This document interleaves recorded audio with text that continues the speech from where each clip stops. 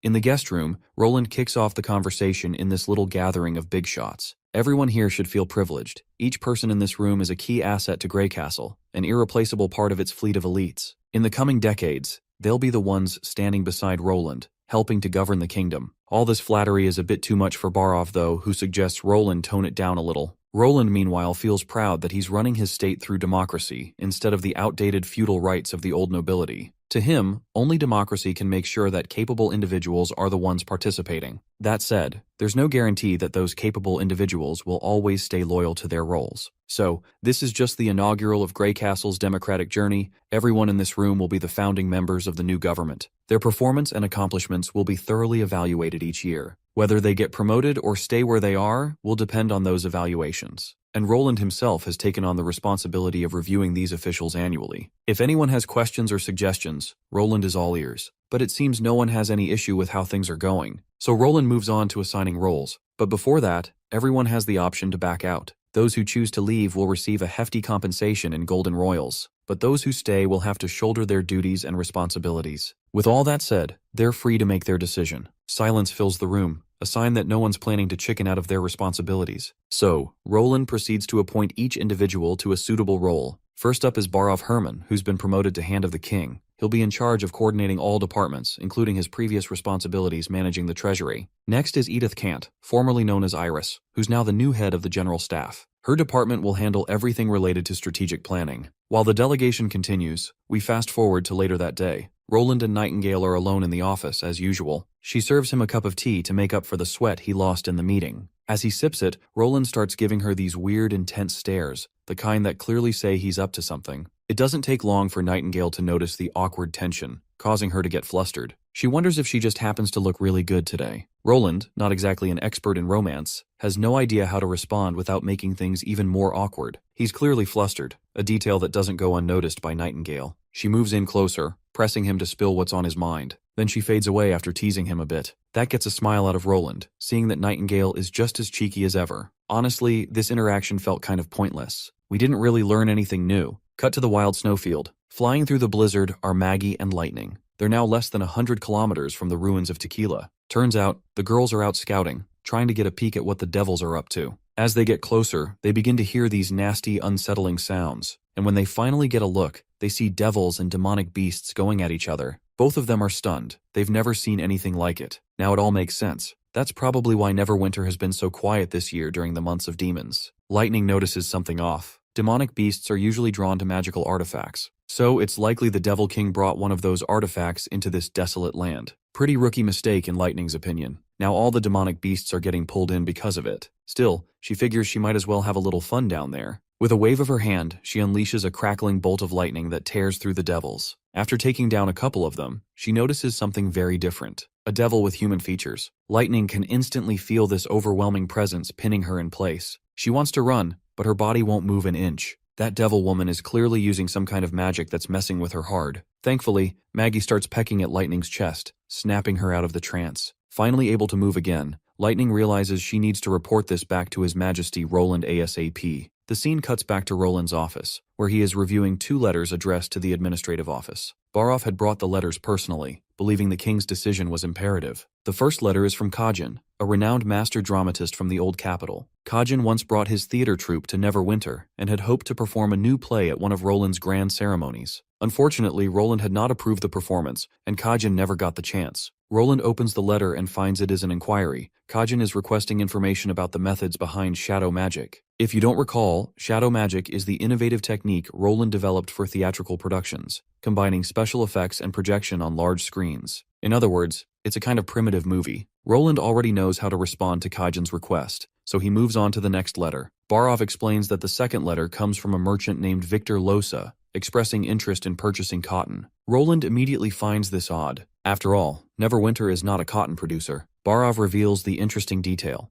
This is a custom request intended to be fulfilled through Miss Leaf of the Witch Union. Sister Leaf's story has long been immortalized in the Witch Diaries comic series, so it's no surprise that foreign merchants are familiar with her. What catches Roland's attention is that Victor is the first merchant to specifically request cooperation with a witch. At that moment, Roland orders Barov to summon Victor to the castle. He wants a private audience. After a brief wait, Victor arrives and stands before Roland Wimbledon. Victor explains that he wants Miss Leaf to cultivate high-yield cotton seeds. With cotton of superior quality and lower cost, he plans to open a new clothing store. Using this advantage, he aims to promote affordable yet quality clothing throughout the kingdom. Since Miss Leaf has already demonstrated the ability to cultivate golden wheat yielding 3 times the average harvest, Victor believes she can similarly triple cotton yields. Cheaper raw materials will reduce clothing costs significantly. Moreover, this venture would save substantial upfront investment and generate over 2,000 jobs. Roland appreciates that Victor intends to manage everything himself, meaning the king would not have to bear any financial responsibility. Gotta say, Victor is the real deal. Not only has he read every newspaper to develop these ideas, but he has meticulously studied every promotional announcement from Neverwinter. Victor's passion alone is reason enough for Roland to take interest. Their discussion concludes on a pleasant note. Afterwards, Roland reflects thoughtfully on how modern machinery can handle tripled cotton processing volumes. With the Losa family's highly skilled tailors, the final products will surely win public favor. Noticing Roland's contemplative mood, Victor offers to explain every detail from the ground up to clear any doubts. But it seems unnecessary. Roland is already vibing with the plan. His only concern is how quickly Victor can arrange the necessary funds to launch operations. At this, Victor lights up like a kid in a candy store. He is ecstatic that his plan has attracted His Majesty's attention. He apologizes for his excitement and boldly compliments Roland on his keen business sense. Roland, meanwhile, feels satisfied. Even without actively seeking investments, someone has stepped forward with a strong proposal. How could he refuse? Later that day, Roland is out in the courtyard to personally bid farewell to his new business partner. Before Victor boards and leaves, Roland has one thing he wants to make abundantly clear. If other merchants decide to copy this same business model in the future, the administrative office will sell the cotton seeds to them at the same price. After all, the more competition there is in the market, the more diverse the products become. The prices will also stay pretty competitive. Victor isn't fazed at all hearing this. Being a Dawn merchant, it runs in their DNA to never fear competition. Roland finds this dude to be quite an interesting fella. With someone like him as an example, the private enterprise should also usher in a period of rapid and lively development. Suddenly, Nightingale pops out of nowhere, with some unpleasant news, of course. The matter involves lightning, and there's not much time to waste. So she grabs Roland and disappears into the mist along with him. In the infirmary, Lightning can be seen struggling. While Roland is dying to know what caused Lightning's condition, little Nana stands there quietly, unsure how to respond. Nightingale rushes to check Lightning's condition and notices that she has sustained an injury over her chest. The troubling part is that Nana failed to detect the injury. No matter how much magic she channels, the wound won't heal. It's as if her powers are useless against this wound. Of course, this news shocks Roland quite a lot. The likely situation is that Lightning was hurt by a high-level devil. To get a better grasp of what happened, he questions Maggie about it. He wants to know everything, from beginning to end. Maggie reveals the sighting of demonic beasts and devils fighting each other on the snowy plains. Then they both encountered a powerful evil that looked very similar to a human. As soon as they were spotted, Lightning froze. So Maggie pecked her on the chest to snap her out of it. If it weren't for that peck, Lightning would have stayed suspended in the air and eventually crashed into the enemies sooner or later. Roland then shouts for Nightingale to call Wendy, Lily, Agatha, and Nightfall. The wound that won't heal seems to be related to that high-tier devil. The only person who can explain this condition is Lightning herself. A while later, Agatha joins them too. They have also managed to wake Lightning from her unconsciousness. It turns out her body is perfectly fine. The reason she was knocked out was exhaustion from prolonged flight. The symbiotic seed helped her recover faster. Roland is more interested in learning about this unhealable wound. Agatha explains that the problem lies in Lightning's magic power. When she checked it with the Balance Magic Stone, she felt a slight abnormal feedback. And that abnormal feedback was almost identical to that of a devil. So what she's saying is that the devil has corrupted Lightning's magic power, even without any direct contact. Nightingale refuses to believe this. After all, she would have noticed the corrupted magic within Lightning right away. Agatha explains that the corruption in her magic is so subtle that it's very normal to overlook it. Though she isn't 100% sure it's actually corruption, it's just what the Balance Magic Stone is showing. The most concerning part is that this kind of situation is unprecedented. While Agatha has seen many unusual occurrences before, like devils who have abilities they can use on others without direct contact, she's never heard of an effect that prevents wounds from healing. If some of Lightning's magic power indeed comes from devils and attaches near the wound, then everything makes sense. Normally, getting close to the Divine Judgment Stone would nullify magic effects, but it turns out this ability isn't that simple. The worst part is, she can't figure out any solution for it either. For the next few days, she decides to stay in the third border city for further observation. Pasha and her team know more than she does, and they might come up with a solution. Prince then turns his attention towards scared Lightning, who's feeling pretty rough. The girl starts to feel intimidated, thinking she's about to get scolded for diving into danger. But contrary to her expectations, Roland merely pats her on the head, assuring her to calm down. A few days later, they arrive at the third border city. There, Roland and the others meet Pasha. The lady has some good news about Lightning. The girl is feeling much better now. Elena has been by her side these past few days. It almost made her forget about the encounter with the high-level devil. Wendy asks if Pasha found out what kind of ability is causing the wounds not to heal. Pasha reveals that the literature doesn't record anything like it. This must be a newly emerged ability of the devil. There are also many similar abilities, and their consequences are quite similar to rare special abilities. And these consequences are called curses. She then takes them into a library stacked with a plethora of books. She pulls one particular book off the dusty shelves and points to certain pages. The book elaborates on how wounds that don't heal themselves lose blood excessively. There were discoveries of abnormal magic in the patient's body. Pasha suspects these abilities might be of the same type, remaining in the target's body and causing damage as time passes. Conventional treatments are ineffective against this illness, and it's hard to eliminate it with external force. Pasha then reveals something very interesting. A witch named Samanja was cursed by one of the higher-tier devils too. In that crucial life-or-death situation, she slayed that devil thanks to her awakening.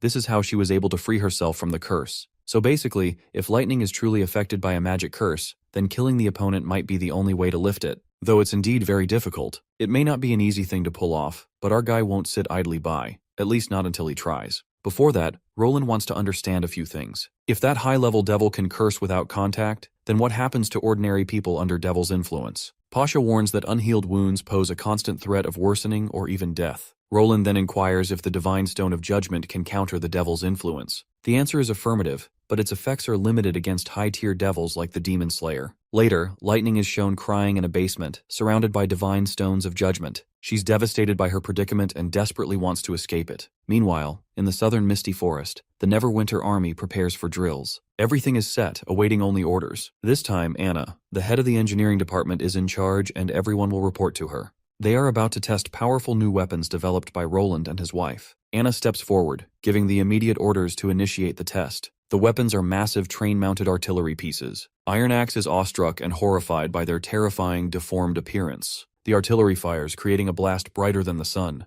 Roland and his wife are thoroughly satisfied with the successful test. Iris is also excited, believing this will significantly bolster their chances against the devils in Tequila. She asks for the weapon's name, and after a moment of thought, Roland christens it Black River. This name symbolizes humanity, the Black Team, opposing the devils, the Red Team, who rely on the red mist. In Bordertown, we follow an average NPC family. Today, the men of the house are out. The uncle is accompanying his two nephews, who are looking for job opportunities. The uncle already has a well-paying, reputable job, so he is just tagging along with juniors. As they walk, chatting, they notice a recruitment booth drawing a large crowd. It's a limited military recruitment drive, attracting attention because of the limited positions. What makes it even more appealing is that no educational background or ID card is required, only good physical condition. Many are skeptical, as open recruitment typically only happens during the War of Kings. One nephew weighs his options, realizing joining the First Army means lifelong security and even a post-mortem pension for his family. Eventually, he decides to join. His brother is hesitant, but their uncle's encouraging pep talk galvanizes him, and he too decides to enlist. The recruitment begins. Contestants who pass the basic criteria proceed to a booth for a test. The brothers are curious about what awaits them. The older one is confident it will be a physical fitness test. However, unpleasant noises from inside, sounds of distress and gagging terrify them. They dread the worst, fearing it's an endurance test involving torture. The test continues, with a 90% elimination rate. Literally, 9 out of 10 people are eliminated in each iteration. The eliminated individuals appear weak in their legs, despite not looking weak otherwise, which just only adds to their apprehension. Their turn soon arrives. Upon entering, they are greeted by the examiner, who doesn't introduce himself. He believes everyone present will eventually be eliminated. Even if they pass the assessment, it's only the first step out of many. Seeing how stringent the criteria are, the nephew starts thinking that maybe this new force will be a reserved, specialized one.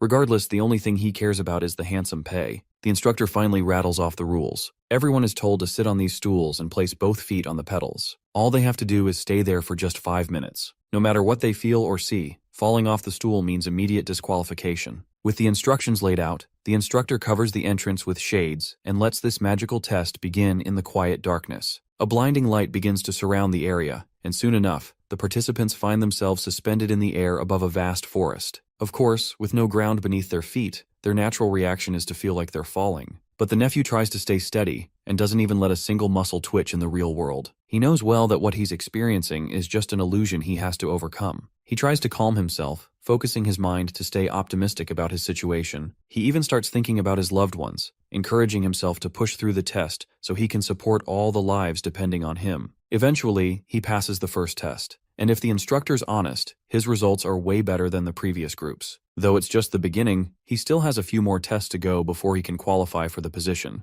Meanwhile, Bro is feeling stiff from head to toe, which explains why those he saw before looked worse for wear. The sad part is, his brother got eliminated. He finally makes it to the next tent to take part in the next round. This time, the test seems to revolve around spinning, since there's a clear carousel in sight. This round got a 10 out of 10 baddie as an instructor. The rules for the second round are pretty similar to the last. Just sit tight and hold on till the end. With that, she presses the button, and the carousel starts spinning the participants. The speed is so fast that all he can see is a blur. He can feel gravity pulling him down, and the spinning pressure weighing on his head. When the test ends, the male instructor congratulates every participant who managed to pass the initial screening. They're told to wait a moment because there's something he wants to drill into every new recruit. Many people join the army for the high pay, but what keeps them motivated isn't just the fat paycheck. There's something way more valuable than money. Everyone will understand this when the time comes, and they'll realize how narrow-minded they were about the importance of their position. With those galvanizing words, the instructor leaves, as many potential candidates are waiting for their evaluation. The nephew didn't expect the instructor to be so welcoming and encouraging, especially compared to his initial behavior. He didn't even bother to introduce himself before. So the guy gathers courage to ask his senior's name.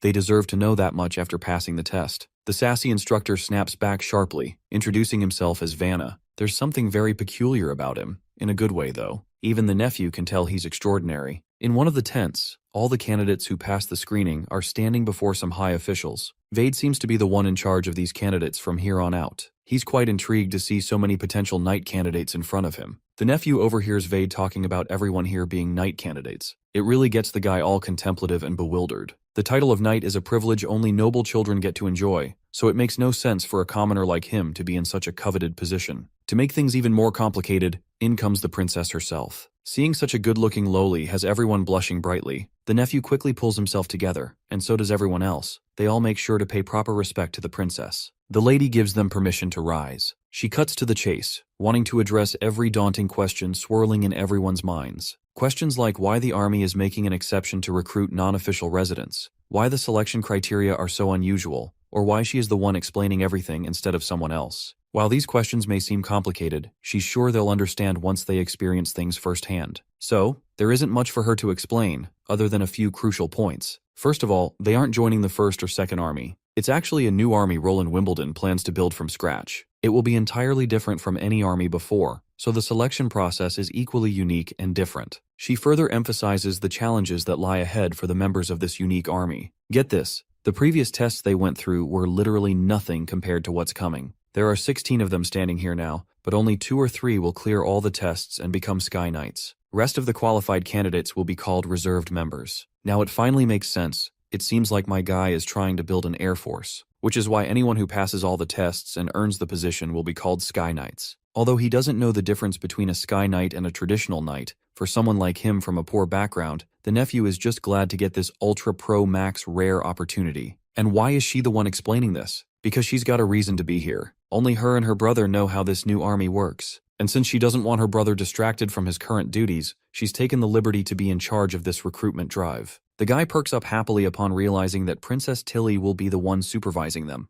They can barely contain their excitement, and their enthusiasm is clearly visible to the princess. All qualified candidates will train on the shallow beach in the new district. They will also receive new housing and official status, becoming part of the new royal capital. But they should remember one thing. Even as reserve members, you are still part of the army. Their actions will be restricted, and quitting halfway will be considered desertion. Any disobedience to military orders will be severely punished too. Everyone acknowledges her orders, even if they're a little strict. If someone like her is supervising them, then they've got no reason to turn their backs. With that said, the only thing left is for everyone to swear allegiance to the King of Greycastle. She turns around and leaves, leaving the rest in the capable hands of Wade. Wade pulls out the oath script and begins narrating the crucial lines for everyone to repeat. The whole day goes by and dawn starts to crack. Once the nephew is out and about after all the formalities, he doesn't find his brother Shangguo or his uncle anywhere, which likely means they've already gone back home. so he rushes back too. Upon entering the house, the first person he meets is his sister. She looks totally ecstatic because their uncle had already told her that her brother managed to land a job. Also, on a side note, he was supposed to bring her some tasty cake ingredients, but the poor guy completely forgot because of the euphoric lapse after finally landing the job. He begins describing the significance of his new job, especially that Princess Tilly will be supervising them. She even gave him something special. When he unwraps the cloth, he finds several books inside. The boy has no clue what these books are, so he asks his sister about them. Her name is Rachel, by the way. When she takes a look at the covers, she quickly figures out what the books are about. The book is called Principles of Flight and Operation Manual. The next scene takes us to Roland's office, where Tilly submits the fat stack of applications from those who were able to join. He slides a cup of tea over before asking about the recruitment drive's progress. Tilly is pleased to reveal that everything went smoothly, except for the fact that they got very limited talent. She selected 124 from the migrants and 73 from the official residents, making 200 candidates in total. She fears that these numbers are too few when it comes to going up against the Devils. Roland acknowledges it but isn't dispirited, as it's just part of the process. He's sure they'll get even more applications in the second recruitment drive once they have a few role models representing the Sky Knight Army. You see, the human longing for vast space is ingrained in their bones. Whether imitating birds or using balloons, exploring the blue sky isn't exclusive to the airplane era. The explorers of the Curious Society are the best example. They're always trying different things to soar through the skies. So he's positive this curiosity to explore the sky will attract even more candidates once the Sky Knight Army is functional. First, he needs to prepare a team that can fly. However, training pilots is not an easy task. In the era when flight control systems were immature, pilots valued talent the most. Fear of heights, resistance to dizziness, and physical coordination are just basic requirements. Spatial orientation, understanding aircraft, and even neural reaction speed all determine if someone is suitable to be a pilot. The veterans of the First Army have high obedience and reliability. Selecting a few excellent ones as corps officers is fine, but pulling them all out to form an air force is asking too much. So he still has to rely on these new immigrants. As he's going through the applications, he notices that 6 failed to pass the oath, meaning they're likely spies or people with ill intentions. Nightingale adds that those insincere candidates have already been taken away by Wade for questioning. 2 of them are official residents of Neverwinter. They were all bribed by foreign merchants, hoping to infiltrate the army and gather information about firearms. The police department was dispatched but came up empty-handed, only catching the merchant's assistant left in the inn. But Nightingale didn't just sit idle. She used Summer's holographic magic. With its help, they also found a letter from the old capital. From its contents, it seems a noble is behind all this. She's proud to report that she has already gathered this noble's whereabouts, appearance, and identity. Soraya's drawn portrait has been sent to Tassa via animal messenger, so the arrest of that lousy noble is inevitable. Roland feels thoroughly satisfied hearing the report. He gives her props for a job well done. Since these nobles are unwilling to give up, the Northern Hill Mines are ready to wholeheartedly accommodate them. By now, Roland is sure these nobles will rise up as soon as they get any opportunity, which isn't surprising. After all, feudal nobility has lasted nearly 1,000 years, so making it disappear completely is not something that can be done overnight. Moving the conversation forward, Tilly wonders how Roland plans to manage the shortage of planes now that the pilot shortage has been dealt with. Well, it seems like Roland still hasn't made much progress on that front. So, cunningly, he tries to divert the conversation to a totally different topic, reminding them about the newly released turbulent drinks Evelyn whipped up. He suggests they should go ahead and try them. Of course, his attempt to distract the conversation only annoys Tilly more, who is now dead certain that this deadbeat hasn't made any progress with prototypes. She's furious beyond anything and goes on a full-blown tirade. Before she goes full ballistic, he reluctantly assures her he'll show some results within a month. Well, that much assurance was all it took to calm this feisty lolly down. After having a bottle of turbulent drink, Tilly is on his way. Meanwhile, Nightingale notices a very subtle yet intriguing detail about Tilly. Whenever Tilly is around in public, she always addresses him as brother. But when she talks to him personally, out of everyone's earshot, she rarely calls him brother, though Nightingale doesn't have a clue why that is. Anyhow, the scene cuts to somewhere on a remote island. It's actually our expedition team carried by Azima, searching for more uranium. As they walk deep into the dense forest, they notice a trap laid out meticulously. The Night Lady grabs her blade and throws her sword ahead, triggering the trap, causing a bunch of spears to launch over the target. Good thing they spotted the trap and stopped to check it. Otherwise, many would have been pushing up daisies by now. Despondence blankets everyone as they realize the gravity of their situation. Every vine and branch under their feet could be part of this same kind of tripwire trap. Unless they burn this place down to a crisp, their lives will remain in danger while moving. The only thing they can currently do is take a detour instead of moving forward. Meanwhile, the Night Lady knows pretty well that these traps aren't the work of hunters catching some animal. These traps are likely designed to trap humans. She's ready to take the plunge and goes forward to clear the way, much to everyone's bewilderment. They really don't want her to risk her life like this. But the lady doesn't listen and proceeds ahead, blade in hand. Chaos ensues when a giant boulder comes crashing her way, which she slices through as if it's butter. Damn, this is definitely a 10 out of 10 baddie, not some random NPC you'd expect to see dead after a few panels due to reckless behavior. The path ahead seems clear, devoid of dense foliage or thickets. With her last swing, she dismantles the last remaining traps, giving the crew the green light to move forward. Turns out, she's the divine punishment witch assigned by Roland, which explains why this woman is so brave and intelligent. With that, they decide to continue their journey. A while later, Baldy's bald yet sweaty head greets us, his jaw dropped after witnessing the might of this divine punishment witch. He always had this gut feeling that the warriors sent by Roland Wimbledon aren't weak sauce, but he didn't imagine them to be this outstanding.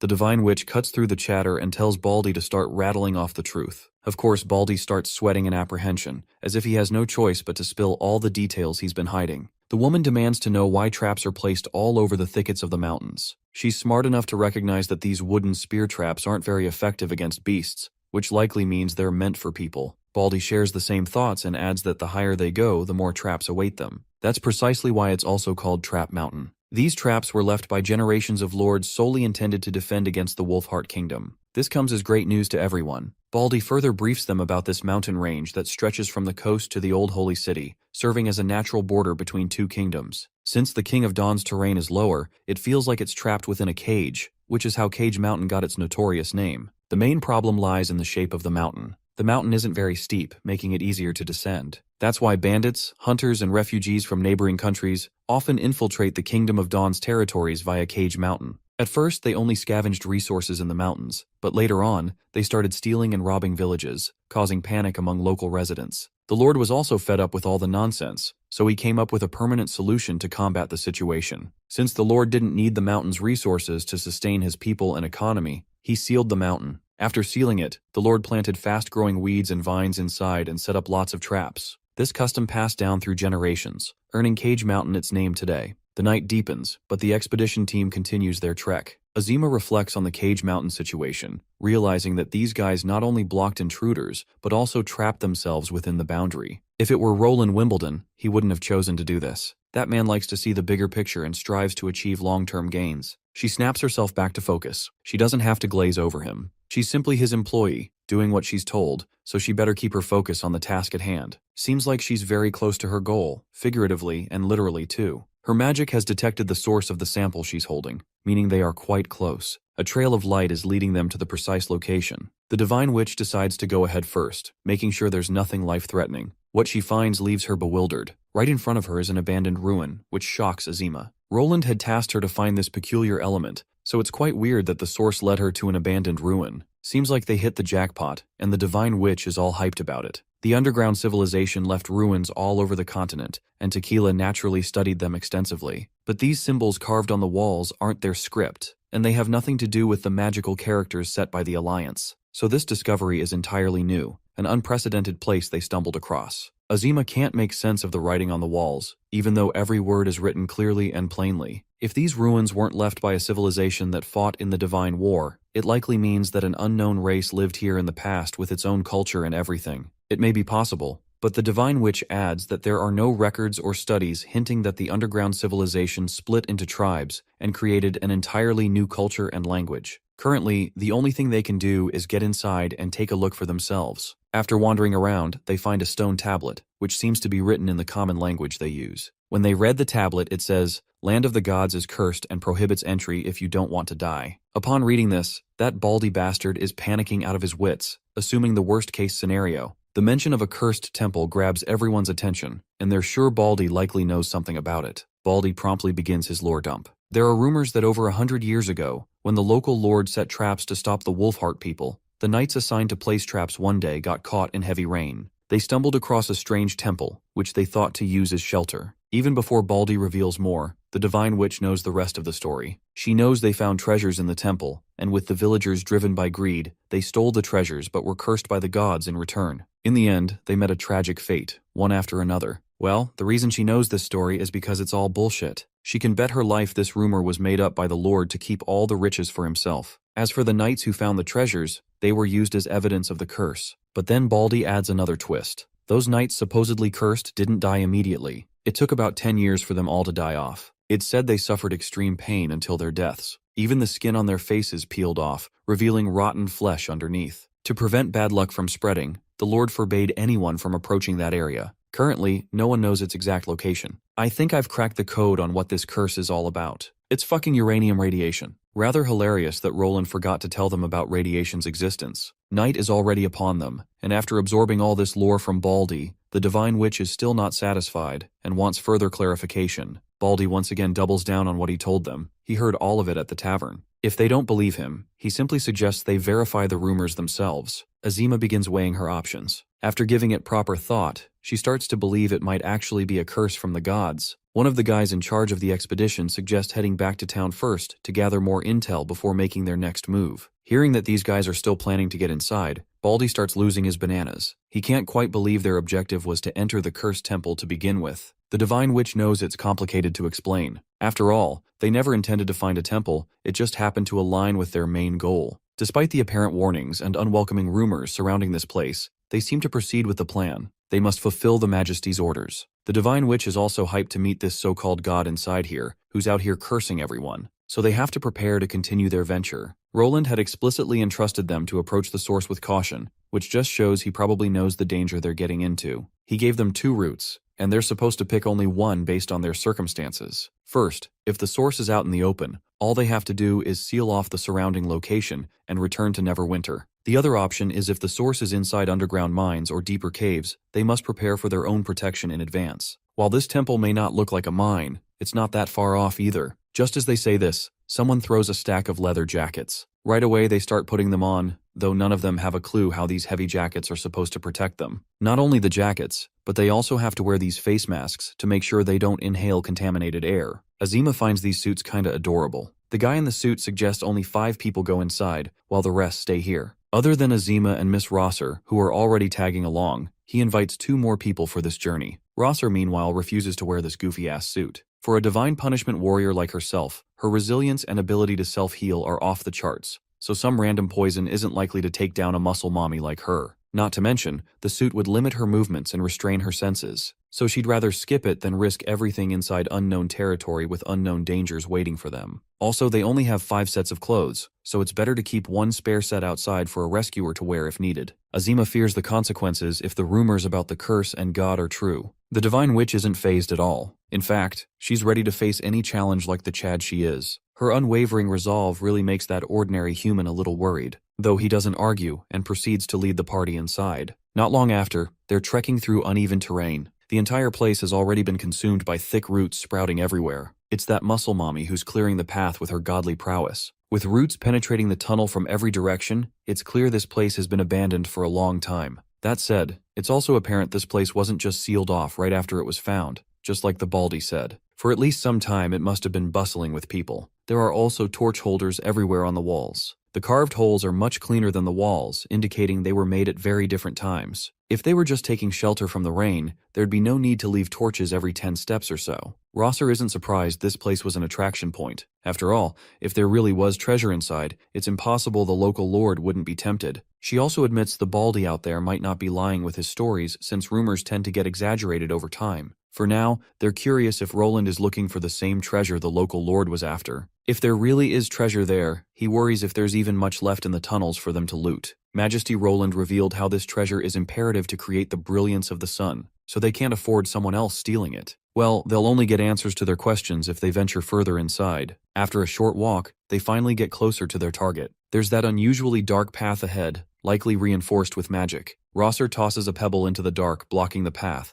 and as it turns out, the stone just goes right through. After that, she doesn't hesitate before entering this unknown place, much to Azima's shock. Seeing this nerve-wracking, chill-inducing black door, Azima freezes there, forebodingly. This ominous door sparks a profound realization within her, a kind of truth she'd been denying for years. Until now she thought she was brave. But thinking about it, she's nowhere near as courageous as Rosser or the others who just went inside. That coward inside her is the one who forced her to stay on Sleeping Island and not join the Witch Union. But with her resolve renewed, she steels herself and proceeds to enter. Meanwhile, Rosser is already inside, looking around to make sense of things in the dark. This place is likely the bottom level of the ruins. It's not that big, maybe only 200 steps wide or less. The guy in the background is amazed to hear her thorough assessment of the place, even though it's pitch black out here. Well, after spending hundreds of years underground, it's natural she's adapted to the dark. The woman then asks Azima how much farther they have to go. Azima uses her powers to try to locate the source. The place begins to react to her powers, which clearly means they've arrived at their destination. They're literally standing right at the source. The next scene takes us back to the border town,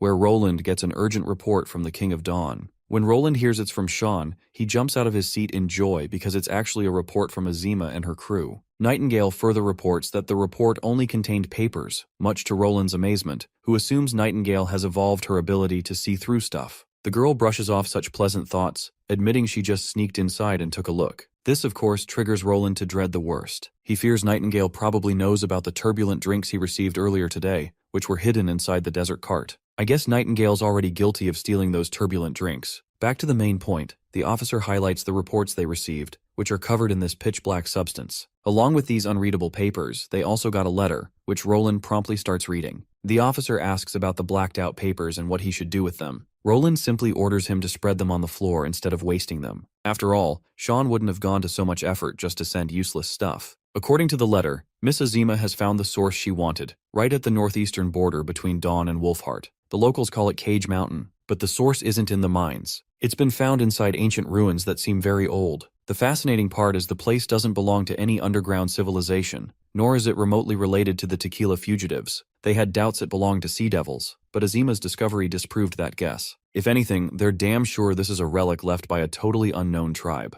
Roland finds himself reflecting on this perilous development. After all, the existence of another unknown civilization was never mentioned by the Witch Alliance. If a foreign race actually existed in the past, it's unlikely it would have gone unnoticed by the Witch Alliance. So if the contents of the letter are correct, this means this civilization might have existed even before the underground civilization did. The key question is, why was this group so interested in uranium? The letter further mentions murals carved on the stone walls of the ruins' lower levels. The alien races we have seen in paintings don't match the particular race hinted at in these ruins. Miss Rosser and Sean believe this building was likely a place of execution. It's not only located above a source vein, but the builders also fired the ore into bricks used to pave walls and floors. Azima observed the same elements everywhere in the ruins. Even the murals used a lot of mineral materials. Around the lower level, they also found many cages and bones, which are depicted in the murals. They seem to imprison many enemies here, not just aliens, but also those resembling their own kind. Then they tortured them with uranium radiation, as if to please their god. Sean made sure to make rubbings of those murals as best as he could,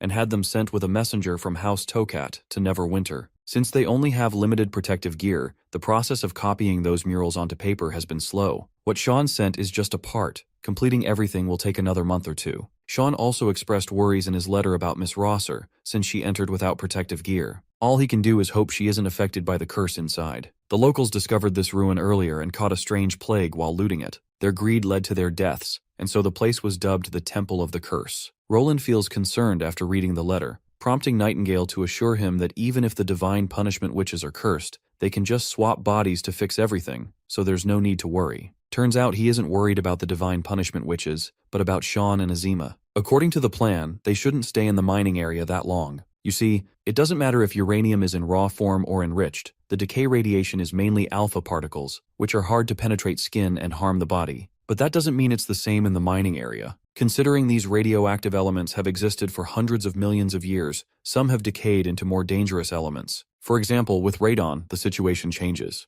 Radon's half-life is only 3 days and it's a gas. It's easily inhaled, causing internal exposure, so shielding is necessary. The protective suits he prepared for the exploration team are designed for deep mining areas. The full-cover outerwear effectively isolates various toxic elements from uranium decay. Activated carbon masks can absorb radon and other toxic gases, as long as they don't stay in the mining area too long. But prolonged exposure to this toxic stuff can overwhelm the mask's absorption capacity, so there's a risk of people inside the mines inhaling toxic substances beyond safe levels. Seeing the urgency, Roland immediately calls for Honey and begins scribbling down the consequences of staying in that place. He wants this letter delivered to them as soon as possible. A while later, we see all those paintings sent by Sean spread out on the floor. Roland is trying to make sense of the murals, while Nightingale notices his no-nonsense attitude and asks why he's so tense. He draws her attention to the rubbings. The scenes in the rubbings feel familiar. Nightingale casually leans over to get a clearer look, causing her big hooters to sag below. This lady seems so numb-minded that she clearly misunderstands Roland's question.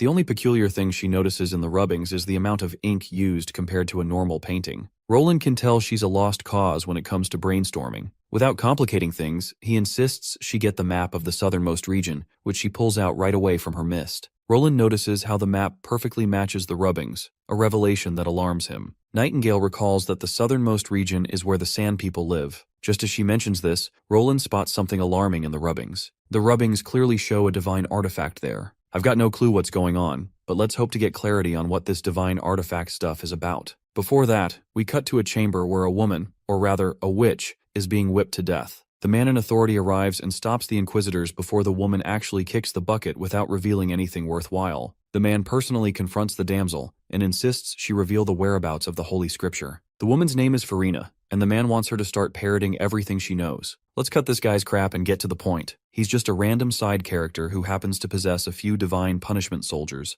which he acquired after the fall of the church. With these soldiers, he planned to take over Duke Island, but most of his army has already been injured or died in battles. Now he wants this thing called the Holy Book left by the last pope, and he wants this witch to reveal its location. His name is Lorenzo, and the witch calls him a traitor. She fought his divine punishment warriors until she couldn't anymore but was captured in the end. However, she was able to chip away at the large number of soldiers this bastard had, so she throws a jab at him about how utterly weak he is right now. That's why he wants the Holy Book, to learn how to produce more divine punishment warriors and maintain his power. All her words crawl under this bastard's skin, who wastes no time bitch-slapping her and grabbing her by the throat in frustration. He threatens her to reveal the location of the book, but the lady's response remains the same. She doesn't know. Lorenzo is done insisting. He orders his men to amputate the limbs of the woman's friend and bring them to him, but this threat clearly fails to faze her. After all, she knows for the fact that her companions had already been killed. The fingers he brought earlier were clearly from corpses. Besides, she's not even the acting pope, so there's no way in hell she's ever come into contact with the Holy Book. That guy Tucker Thor might know something about it, but he never mentioned a damn thing. In short, no one will ever know how to train divine punishment warriors again. But this bastard refuses to believe it. He's pretty damn sure Tucker sent her to Wolfheart to rebuild the church and avenge Hermes. If there's no Holy Book, then there's nothing left to fight against Greycastle. The witch finds it laughable that this clown still believes he can take down Greycastle with his pathetic divine punishment army. The current acting pope only wished for everyone's survival and hoped the rest could live in peace. Of course, this psycho power-hungry scum refuses to believe that. He's convinced Tucker didn't give her those divine punishment soldiers just so she could live a peaceful little pooky life in some backwater village. But the woman keeps saying things that really don't sit well with him. He knows full well she's trying to rage bait him, but he's not that dumb. Instead of killing her outright, he decides to drag it out, prolong the torture, and push her to her limits. Later, alone in his office, he's going off the rails, furious that he's gotten 0 leads on the Holy Book. He still wants to take over Duke Island before things go south and hoard all the resources for himself. But that woman won't budge an inch, let alone spill anything about the Holy Book. Suddenly a guy bursts in, claiming he's got some interesting news. Lorenzo isn't in the mood,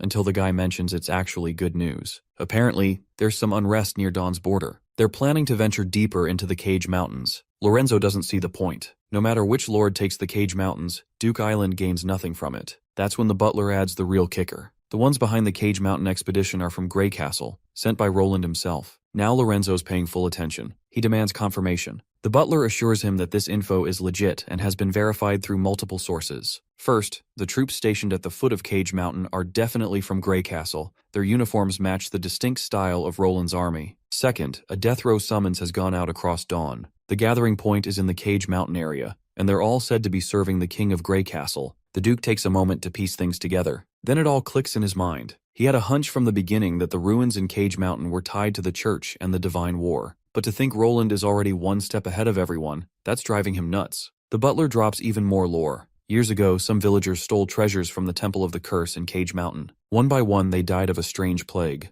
The treasures eventually ended up in the hands of local nobles. The ancestors of the Earl of Cliff Ridge took interest in it. They believed it wasn't a curse, but something else entirely. Something to do with what was taken out of the mountain. After spending resources and effort, they managed to buy back some of the treasures from Dawn. After some research at the cost of over 10 lives, the old Earl discovered something odd. It looked like an ordinary object, but it emitted deadly rays. A weapon that kills invisibly. But after just a few uses, it stopped working, like it ran out of power, and turned into a dead object. Despite the old Earl's attempts to re-enter the Temple of the Curse, he never figured out how to restore it. So he recorded the story in the family's history, hoping future generations could solve the mystery. That strange item became a family heirloom. Over 100 years later, when Cliff Ridge was conquered by the church, it changed hands. That's when Lorenzo got his hands on it. He tried to tinker with it for quite some time but got nothing out of it. So he packed the treasure away in storage, planning to send it for centralized disposal in the Holy City. But after the crushing defeat at Cold Wind Ridge, the church's stronghold collapsed, and the seized supplies were left unattended. Lorenzo forgot about it until now. With the butler reminding him, Lorenzo gets fired up again. If he can unlock the secrets of that weapon, it would be the perfect alternative to Divine Punishment warriors. A weapon that kills silently, invisibly, without anyone knowing? That's a dream come true. He starts daydreaming of the glory that awaits. He invites the butler to the supply warehouse, wanting to confirm the relic is still there. After digging for a while, they finally find it, that uranium stone. As Lorenzo stares at it, it suddenly starts to glow, shining with an eerie green light. The Duke's eyes widen with excitement. The damn thing is reacting to his touch, even after lying dormant for over a century. He's on cloud 9, convinced he's cracked it. He entrusts the butler with a mission. Go to Cage Mountain and gather any critical information on how to activate or use this treasure effectively. And make sure not to get spotted by Grey Castle. This operation must stay secret. And honestly, I've got a gut feeling this dude's gonna die, especially considering how closely he's clinging to that chunk of uranium. The scene cuts to a bar. Inside, this redhead dude meets a mysterious guy in a hoodie. The redhead asks him about that witch Farina. The hoodie guy delivers the good news that she's alive. But the bad news is, she's being tortured day and night by Duke Lorenzo. It's so bad that he always hears her screaming from the hall. If this keeps up, he fears she might not survive much longer. Turns out Farina is the leader of the last faction of church believers. But instead of bouncing back and starting fights, Farina wanted to live a normal life, just like the acting Pope Tucker instructed her. However, Duke Lorenzo wants the holy secrets all for himself. The hoodie guy suggests they just hand over what Lorenzo wants. The redhead reveals they don't actually have it. It's been long lost along with the Hermes Cathedral. The hoodie guy decides to head back to the castle before Lorenzo's men get suspicious. The next chance to meet will be in 3 days. For the meeting place, the redhead picks the same pub again. Before leaving, the hoodie guy shares some juicy details about a convoy Duke Lorenzo sent to the Cage Mountains. With that, he leaves. Meanwhile, the redhead starts piecing things together and notices how the Cage Mountain has been mentioned a lot lately. This Cage Mountain has to be the game changer if anything. Acting Pope Tucker left this guy some papers before he jumped off the city wall. These papers contain stories about humans and devils, and the origin of the Divine Will battle. This shocking secret stuns everyone and helps him understand why Tucker evacuated Hermes. Lorenzo once collected supplies looted from Wolfheart, and the legendary Cage Mountain treasures were reported as a special acquisition. Whether it was transported to Hermes or not, he doesn't know much, but that's not important right now. What's crucial is whether the King of Grey Castle is also searching for it. The Wolfheart nobles might hesitate, but Roland won't. No one can withstand that terrifying army's assault. As long as he can use them to eliminate the traitors,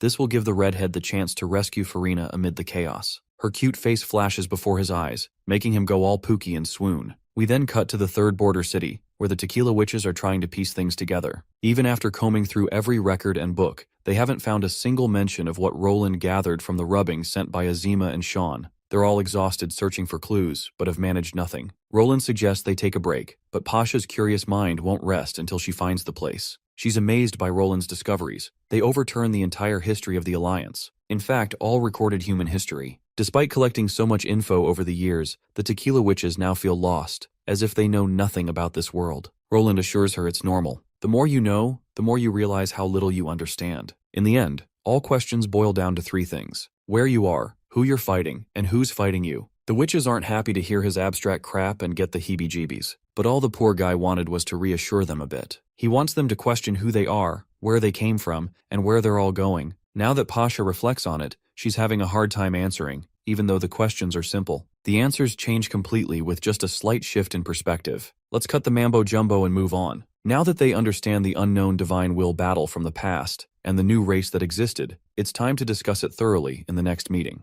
Everyone should know about it as soon as possible. The ladies are more than ready to discuss everything. The next scene shows every important figure gathered in the meeting hall. Filled with these new discoveries, they all have questions. Tilly is the first to ask about the victor of that Divine Will battle in the past. It wasn't the devils, nor the sea monsters and underground civilization. Humans weren't the winners either. So who won, and where are they now? Pasha adds that the underground civilization put a lot of emphasis on 2 sentences. Magic makes them extraordinary, and mastering magic is the ladder to Divine Will. Let's assume all participants in the Divine Will War could use magic. Perhaps the victor elevated magic to a new level, reaching beyond ordinary people's sight. Roland respects Pasha's opinion, but figures her assumption has a lot of loopholes. Still, He appreciates the input. Something is better than nothing. Normally, you'd assume the stronger a civilization, the longer its traces last. Ancient people built houses with thatch and mud, which weathered to dust in 1,000 years. But the concrete buildings of Neverwinter, even after 1,000 years, still leave outlines. So a civilization capable of winning the Divine Will War vanishing after victory doesn't make sense. We only know of their existence from scattered ruins. If victory still can't reverse the fate of extinction, then it means a divine war is too deadly to engage in, enough to shake everyone's resolve and make them think twice before indulging in one. Iris then chimes in, since the murals date back at least 1,400 years, humanity's experience can't truly be called the first Divine Will War. So Roland decides to rename this old Divine Will War to avoid confusion. He temporarily calls it the War of the Lost. As for their current plans, he wants to proceed with exploring the Cage Mountain ruins. This is the only way to achieve victory in the upcoming war. Only by winning can they unravel all the mysteries surrounding them. This time, he plans to drive the devils out of the fertile plains completely. This is for expanding Neverwinter and laying the groundwork for their final victory. The scene cuts to Roland having tea with Thunder. It seems the time to explore the Shadow Sea has finally come for Thunder. Roland is kinda jealous he can't join the journey. Thunder feels proud, claiming this will be the largest expedition in the Bay Islands history. He's already gotten used to the steel ship, so there won't be any problems mid-journey. It's all thanks to Anna, who improved the ship based on his feedback. Anna asks Thunder for one thing. Since the ship has only done shallow water trials, she wants thorough reports once he begins deep-sea travel. She advises him to use Neverwinter's new waterproof ink and sealed pouches so the reports survive the harsh, unforgiving sea environment. Roland also has a favor to ask. Actually, he wants to recruit a team of adventurers, unrelated to this expedition. Roland plans to designate this new team to explore only the Cape Endless.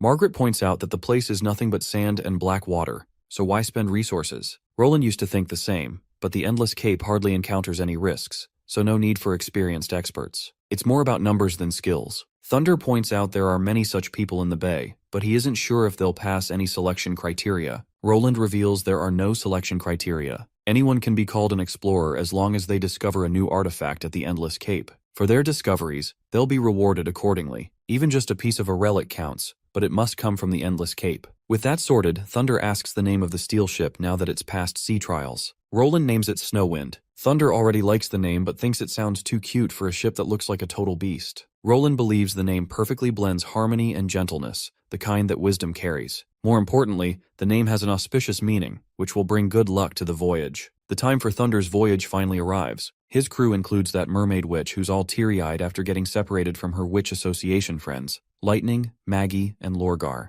The next scene takes us to Lorgar's father, who looks troubled. Turns out he just saw his daughter's poster plastered all over the city walls. He finds the whole showbiz scene humiliating and a stain on the Blazing Flame Clan status. But contrary to his conflicting thoughts, the crowd's reaction surprises him. They're all fascinated to see Lorgar as the main star of the movie. Seems she's already got a lot of faithful fans who would die to watch her shows. The father is amazed that everyone appreciates Lorgar, rather than despising her because of her appearance. He's already started to see things the way Roland does. He lashes out at his son for thinking negatively about her situation, now that his perspective has changed. He angrily pushes his son to go buy tickets for the Shadow Magic show. The crowd is dense, with people from every corner of the city coming to join the fair. There seem to be multiple activities going on, including a running race. The doting father is so hyped he literally cosplays as his own daughter and joins the race. Meanwhile, the brother feels utterly pathetic. He never gets the kind of attention from his father that Lorgar gets. He's not sure if he can ever beat her in life. Just as he's feeling hopeless, his father comes to him and asks him to run in his stead. After all, he is getting old, so running isn't for the old. Only the younger ones should participate. The father even makes sure to put wolf ears and a tail on his son. He reminds him Lorgar is still family, no matter if she left home. He wants his son to represent the Mojin people and make a name for her by acing the race. The brother understands the depth of his father's words and promptly starts sprinting ahead of everyone. He's glad his father's been watching him after all, meaning he isn't as neglected or undervalued as he thought. All his past efforts weren't in vain. His father has always been watching from afar. At the finish line, we see a few familiar faces arriving. One of them is Knight Carter, wearing a red cape with a royal emblem. Meanwhile, Wade carries Honey around, who's writing down every significant detail for the next day's newspaper. As the contestants are struggling against each other to reach the finish line, Honey makes sure to write this significant moment in her journal. Let's shift perspective to Knight Carter, who looks utterly exhausted and out of breath. That robe he's wearing is heavy as hell, making his movements sluggish. Still, he can't give up the race for the sake of his wife, at least not now that the finish line is so close. Just as it seems within reach, they notice one contestant dashing like a damn bullet train. What's more striking is the beast cosplay this dude is rocking, as if imitating a wild beast will grant him strength and speed. It sounds ridiculous to Carter that a guy in a stupid outfit is overpowering them like this. And as expected, the brother of a famous star manages to take second place, putting poor Carter in third despite running fast in that heavy robe. By the way, Lorgar's brother's name is Rohan Fanhua. Meanwhile, Roland announces the first place winner, Kai from Longsong District. Carter is bawling, realizing that this woman was so far ahead they didn't even see her cross the line. Barov thoroughly enjoyed the race. Even Ambassador Petrov had the time of his life. While Petrov enjoyed the race, he's sad only one participant got a commemorative badge. Barov thinks it's perfectly fair and normal. This sparks a little argument between the two officials, with Roland watching from the sidelines. One sees things through a diplomatic perspective, the other considers people's feelings over rigid systems. I think we're taking Barov's side here for once. This girl Kui earned her win through sheer hard work. She used to be a street rat, but once liberated, she became a proud mail carrier, running through the streets and alleys of Chang'e Fortress every day. This job helped her reach the finish line earlier than anyone else, and thus she brought a win to her district. Suddenly, Anna appears, asking if sports events are similar to this in his world. She also points out how he was zoning out in the first half of the race. Roland had been thinking about something missing, a commentator and live broadcasting. He explains broadcasting and commentary to her as the day passes until dawn. People gather in the city center, with Roland about to announce something crucial. A crucial war needs an inspiring start, and now's the perfect time to boost morale with a pre-battle speech. First, he boosts people's morale by reminding them how far they've come. What used to take weeks by carriage now takes a single day. That's why people from every corner of Neverwinter can join this fair. He assures them that steam trains, bicycles, and more are just the tip of the iceberg. There's a lot they'll achieve. The word impossible is just a relic of the past, and this race proves it. The crowd fires up, believing impossible doesn't exist so long Roland is around. It is then Roland slips in the day's main highlight, the war with the devils. He reminds them the war has reached a crucial moment. After today, the First Army will march to the Fertile Plains to launch a second attack on devils entrenched in the city of Tequila. These enemies are brutal and insatiable. Their minions turned prosperous human empires into blood-soaked wastelands. Innocents were slain in the tens of millions, enough to fill Neverwinter with bones. He believes they must fight before disaster strikes everyone. Neverwinter can now fight them on land, sea, and sky, until the devils are gone and no enemy can threaten humanity's pace. He's also grateful for the contributions of the Mojin people and those from the Bay and other kingdoms. This means everyone is setting aside prejudice and barriers, connecting further. He hopes this continues. To the devils, it doesn't matter your age, gender, or belief. They only care about total slaughter of mankind. So this isn't just Grey Castle's war. It's a war for all humanity. When fear grips anyone's heart or they want to retreat, they should think of today's miracle. As long as everyone holds faith, repels danger, victory is within reach. To emphasize how honorable it is to work hard and win, Roland calls the top contestants, one winner from every game. They will receive the honor they deserve. The audience erupts in applause. The doting father feels pumped up. He's so proud of his son he wants him to stand with the other 10 champions. He may not be the cream of the crop, but he fought for whatever he could get. For this the father is glad. This makes the son crack a smile, feeling happy to finally be recognized by his father. Later, Roland and his core members regroup in the strategy chamber to plan the next major offensive against the devils. Once everyone takes their seats, Roland officially declares, "The war has truly begun." This looming threat is no longer just a military matter. He wants every manager from the kingdom's institutions and each department in the administrative hall to have a clear grasp of the war situation. Everyone must stay proactive and fulfill their roles accordingly. If they don't take the Tequila ruins, the red mist could engulf the entire continent, and at that point, nothing will be able to stop the devils. So, losing is simply not an option. With that clear, it's time for the general staff to present their strategy. Iris steps forward, drawing everyone's attention to a large map of the continent. This map has been updated under Roland's instructions, now clearly showing how little of the world is still under human control. He hopes this perspective will push ministers to look beyond short-term concerns and broaden their vision.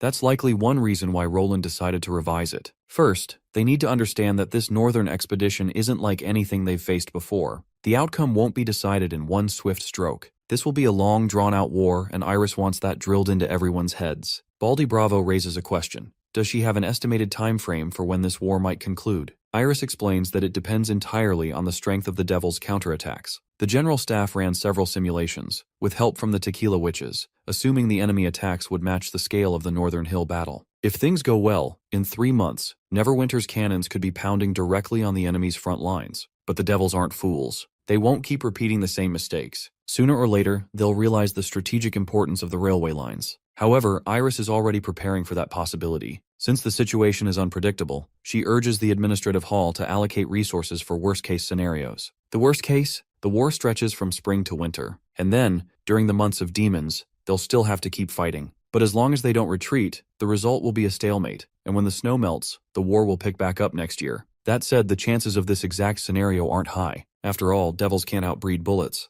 Barov decides to start stockpiling food reserves from neighboring territories. Golden number 2 seeds have been distributed throughout the kingdom, so unless something goes terribly wrong, this year's harvest should be solid. If they collect it all, it should meet the First Army's needs for at least a year. He also recommends adjusting the work of the chemical department to maximize production of gunpowder and explosives. Iris adds that simply destroying the devil's base isn't enough. Neverwinter must completely eliminate the enemy. This means before launching the final assault, they need to ensure every single route for the enemy to retreat is blocked, on the ground and in the skies. Only witches can ensure this, because of the threat the high-tier devils pose with their curses. There's a particular high-ranking devil among the enemy who can cast long-range spells, and Roland doesn't yet know how to counter it. He suspects it's similar to the church witch's Black Veil. If the First Army gets cursed, even victory would be a tragedy. So, to ensure the devils have nowhere to run, they must destroy the mist towers and cripple the enemy's war potential. That is the main purpose of this expedition. The operation is codenamed Torch, symbolizing both the light of hope to destroy the devils and the blazing flame that will illuminate the fertile plains. With all plans laid out, Roland expresses his hope that everyone will do their part to bolster Greycastle's strength in the war to come.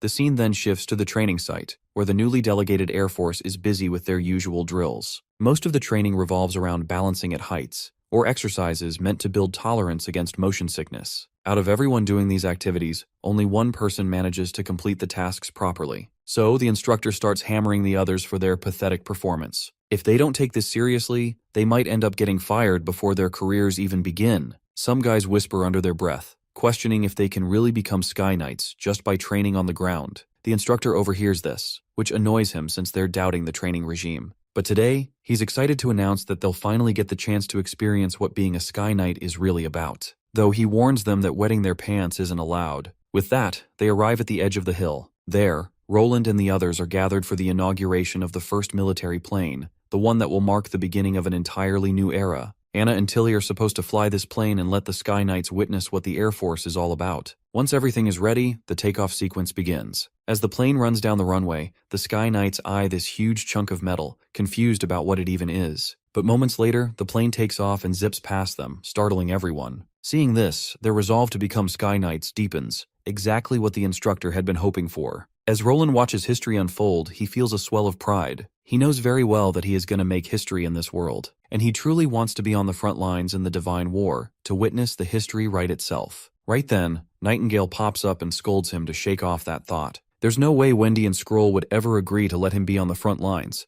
Maybe they're right, but that's exactly why Roland wants to adapt to the harshness of war. Moving on, he tells Nightingale to gather everyone. It's finally time to head to the third border city to check the results. The scene cuts to the third border city, where Roland meets Kyle Seachy. The mad scientist seems to have solved the problem he was working on. Turns out, Kyle has been producing napalm, a highly flammable, easy-to-carry liquid substance. Against the devils, this stuff could be a massive game-changer. The red mist fears fire, and if they can set things ablaze without much effort, the mist that the devils rely on will turn into a noose around their necks. Just as Roland reaches for the gelatin, the scientist warns him to stop because it's highly corrosive. Roland had assumed it was non-toxic, like rubber, but Kyle reveals that the added blood has changed its properties. Of course, Kyle hadn't been casually experimenting with his blood. While cutting waste rubber strips, he accidentally sliced his finger, and some blood dripped straight into the contaminated sample that was in the process of coagulating. He may be crazy, but he wouldn't intentionally test things on himself. Roland worries that without blood, they might not be able to mass-produce napalm.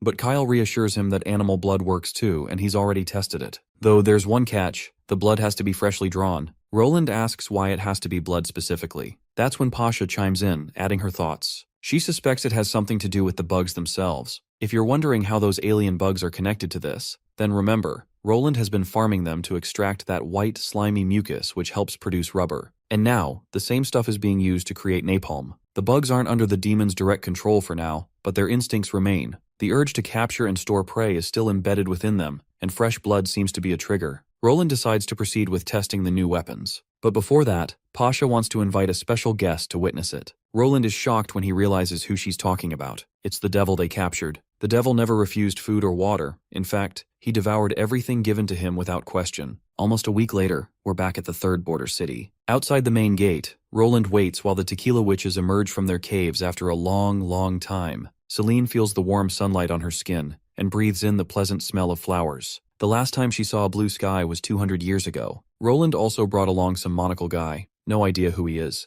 It's his first time seeing the tequila witches, so naturally he's confused and nervous. Roland assures him that these girls used to be human just like them, and that they're speaking directly into their minds. That's why they can hear them without any words being spoken. Roland tries calming the poor guy, but it's no use. So my guy keeps explaining about the witches' new appearances, dropping all kinds of info. After feeding the guy with a lot of info, he wonders if he should even explain more. Of course, the old man quickly says no, he's already heard enough. Then comes the special guest Pasha had mentioned, the devil bound in chains and ropes. We also finally learn his name is Radabi. While the bastard rages and spits venom, Roland feels proud to announce that the fireworks this bastard is about to witness were arranged specifically for him. The devils had always looked down on humans, seized their land in the Kingdom of Dawn, and reduced countless settlements to ashes. This little firework is humanity's testament that they're bouncing back, and they will reclaim what was lost. With that, Roland orders his men to prepare for the experiment. Once everything is set to blow, everyone is instructed to take shelter in the bunkers. Inside, the knights begin the ignition countdown. When the clock hits 0, a massive explosion erupts, obliterating everything within its enormous blast radius. The devil is getting the reality check of his life. The others are equally stunned, witnessing such raw destructive power. The tequila witches too see this brilliance as a spark of hope for the divine battle ahead. If only they had weapons like these back in the tequila era, humanity's victory would have been inevitable. The three of them shed tears of joy, feeling their long-awaited goal inch closer. Hours later, the bunker doors finally open. The devil had been chained right at the entrance, forced to get a good taste of what absolute power feels like. The scene then shifts to a construction site, where railway tracks stretch for miles across the land. Molly and Sister Leaf are there, helping with their abilities and speeding up the work exponentially. Thanks to Molly's help, she's become a favorite among the workers. In another part of town, someone lectures students about demons, their types, their strengths and weaknesses, and how to exploit those weaknesses. On the construction site, Anna suddenly arrives, drawing everyone's attention. Even Molly starts idolizing her, wishing to be like Anna someday. When their eyes meet for a brief moment,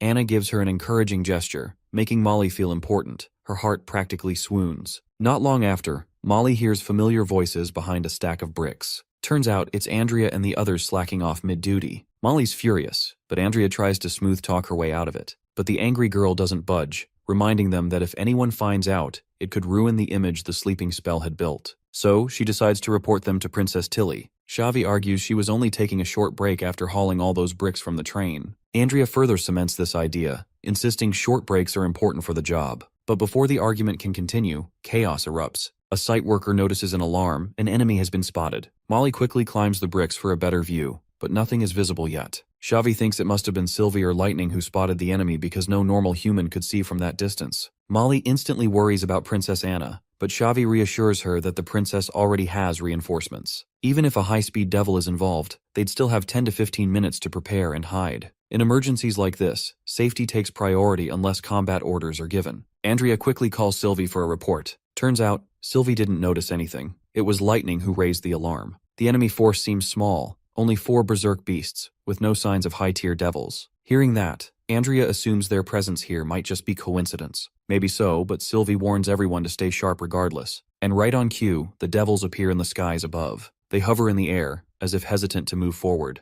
Andrea readies her sniper rifle. But the devils are way too far. Only a high-caliber gun could reach. To use that, she needs Molly's magical servant to carry it. Andrea may have been slacking off earlier, but she wasn't unprepared. She always keeps weapons ready, and thanks to Maggie, transporting this heavy beast of a gun isn't a problem. Molly promptly conjures her fluffy magical servant. The slime-like creature hoists the massive weapon onto its head, acting as a firing base. Andrea climbs onto it, locks onto her target, and fires. The shot is deafening, causing Molly's ears to nearly pop out. But the explosive round smashes into its target, dropping the beast instantly. Seeing their fallen ally, the remaining devils retreat immediately, much to Xavi's shock. It looks like the enemy has learned how to deal with snipers, which is alarming. Molly's ears are still ringing from the blast. Andrea apologizes for the inconvenience, promising to make it up to her. Since it wasn't intentional, Molly is willing to let it slide. Still, the brash noble insists on repaying her. She offers Molly free turbulent drinks under one condition. Normally, Andrea charges a turbulent drink whenever she beats someone in a card game. But this time, she's making an exception. If Molly loses, there's no penalty, but if Andrea loses, she owes Molly drinks. For a moment, the girl considers it, but quickly snaps back. Playing cards is nothing but laziness, and she's totally against it. So she outright refuses. A few days later, we meet the Pearl of the North along with Hunter Iron Axe. Iris had been trying to figure out the motive behind the devil's appearance, but she hasn't gotten any leads so far. Though she's certain of one thing: if the enemy really has some sort of plan, they'll definitely act in a few days. And just like she said, the devils appear 4 days later. Back in camp, Iris and Phyllis are once again piecing things together. So far, Sylvie has confirmed that there are no other devils nearby, and the current location of the devils is even further than last time. No high-ranking devils have been found among the known enemies, and the anti-aircraft machine gun team is prepared for the next encounter with the devils. Continuing railway construction as usual may result in the largest losses among the rail transport team. Though one guy argues that the benefits of continuing construction outweigh the losses, Roland had always expected the devils to eventually figure out the plan behind the railway construction. And as for the recurring flying devils, minimal monitoring is enough to keep them in check. With all that said, Hunter Iron Axe plans to resume construction of the railway. The anti-aircraft machine gun squad should stay on high alert, while everyone else stands by as usual. Iris believes that letting those devils spy on them isn't a good idea. As far as she's concerned, the 2 flying girls they've got are quite capable fighters. So with Andrea's help, there's a high chance they can catch them all at once. Agatha, however, worries that fighting more than 2 devils in the air might turn deadly. If the enemy launches spears at once, it's going to be tough to dodge at point-blank range. Even if Andrea takes 1 devil down, there'd still be 3 left, endangering both girls' lives. But Iris proposes a new solution. She suggests using the magic ark's ability to conceal themselves and letting Andrea strike when the opportunity comes. Agatha agrees with the plan and decides to inform the special operations team about it. Day 1 arrives, and they manage to take down the devils. Day 2 comes, then day 3 as well. They manage to nail their tasks, but the only thing worth noting is Lightning's little to no input in this operation. On the night of day 10, the girl can't sleep properly. The nightmares of that evolved devil she faced still haunt her. She suddenly wakes up, throws off the blankets, and takes flight. But she can't stay in the air for more than a few minutes. This shit has taken such a toll on her that she can't even handle an ordinary devil now. She feels useless. A person scared stiff by devils has no right to be the expedition leader. At least that's what she thinks. As she's feeling pathetic about herself, Lorgar shows up, snapping her out of those limiting beliefs. She looks a little tired herself, which clearly means she's been training out here. So their encounter is just a coincidence. Since she isn't a transcendent witch with insane power, she's gotta train. If she doesn't exercise daily, wielding her wolf form really takes a toll on her. She'd been told not to wander around due to the lingering devil threat, so working out at midnight is her only option. Lightning suddenly feels embarrassed, thinking Lorgar heard her whining. Since our wolf girl isn't a softie like Wendy, she doesn't really know how to comfort people. But she does have an inspiring story to tell, and it follows her father as the main character. Before becoming chieftain, her father was actually very reserved and didn't even dare to join group hunts alone. When her grandfather passed the chieftain position to him, he gave him a bit of wisdom. One person alone may not achieve much, but with the clan by his side, he's the strongest warrior. So he was told to avoid situations where he's left without companionship. That belief of sticking together became the clan's norm for generations. Her father probably wanted to pass that same lesson down to her with his stories. Courage comes from within, but you can also draw it from others. With that in mind, no one necessarily has to rely only on individual bravery. Just like Lightning tries her best to help her teammates through tough situations, she should also learn to seek help from others too. Her words leave a deep impact on Lightning, so much so you can already see the change in her. Suddenly, Lorgar's sharp ears pick up whistling and rustling around the corner. She quickly shuts Lightning's mouth before she can say a word, but before Lorgar can explain, trouble presents itself with a massive blast. The enemy is launching a surprise attack with spider demons. Lorgar quickly notes that most of the explosions are coming from the fortress artillery positions. Lightning decides to warn the others before it's too late. But shit gets worse. Lorgar's thigh gets pierced by a shard of concrete. Of course, Lightning feels responsible for this. But Lorgar says otherwise. Even if they hadn't run into each other, she would have been attacked regardless. Her bones are broken, and with blood pouring fast, there's a high chance she's hit a major artery. If the spider demons attack again, Lorgar would be a helpless target. She insists Lightning go back and contact the guy who runs the Black River. Black River is their train's name, by the way. There's no point in making an announcement. The explosions are already loud enough. It's time to prepare for a counterattack. If what she hears is correct, at least half of the enemy's attacks are aimed at the fortress cannons. And if the enemy succeeds, that'll cause massive damage. So she pushes Lightning to take flight and bring Black River. Without wasting a second, Lightning takes off and finds Maggie back at camp. Of course, Maggie's got a lot of questions about where she's been and what she was doing. But there's no time to explain. First, she's got to find Black River and take it there before devils ruin everything. Maggie insists on tagging along, but Lightning advises against it. Sylvie can't possibly manage the entire camp alone.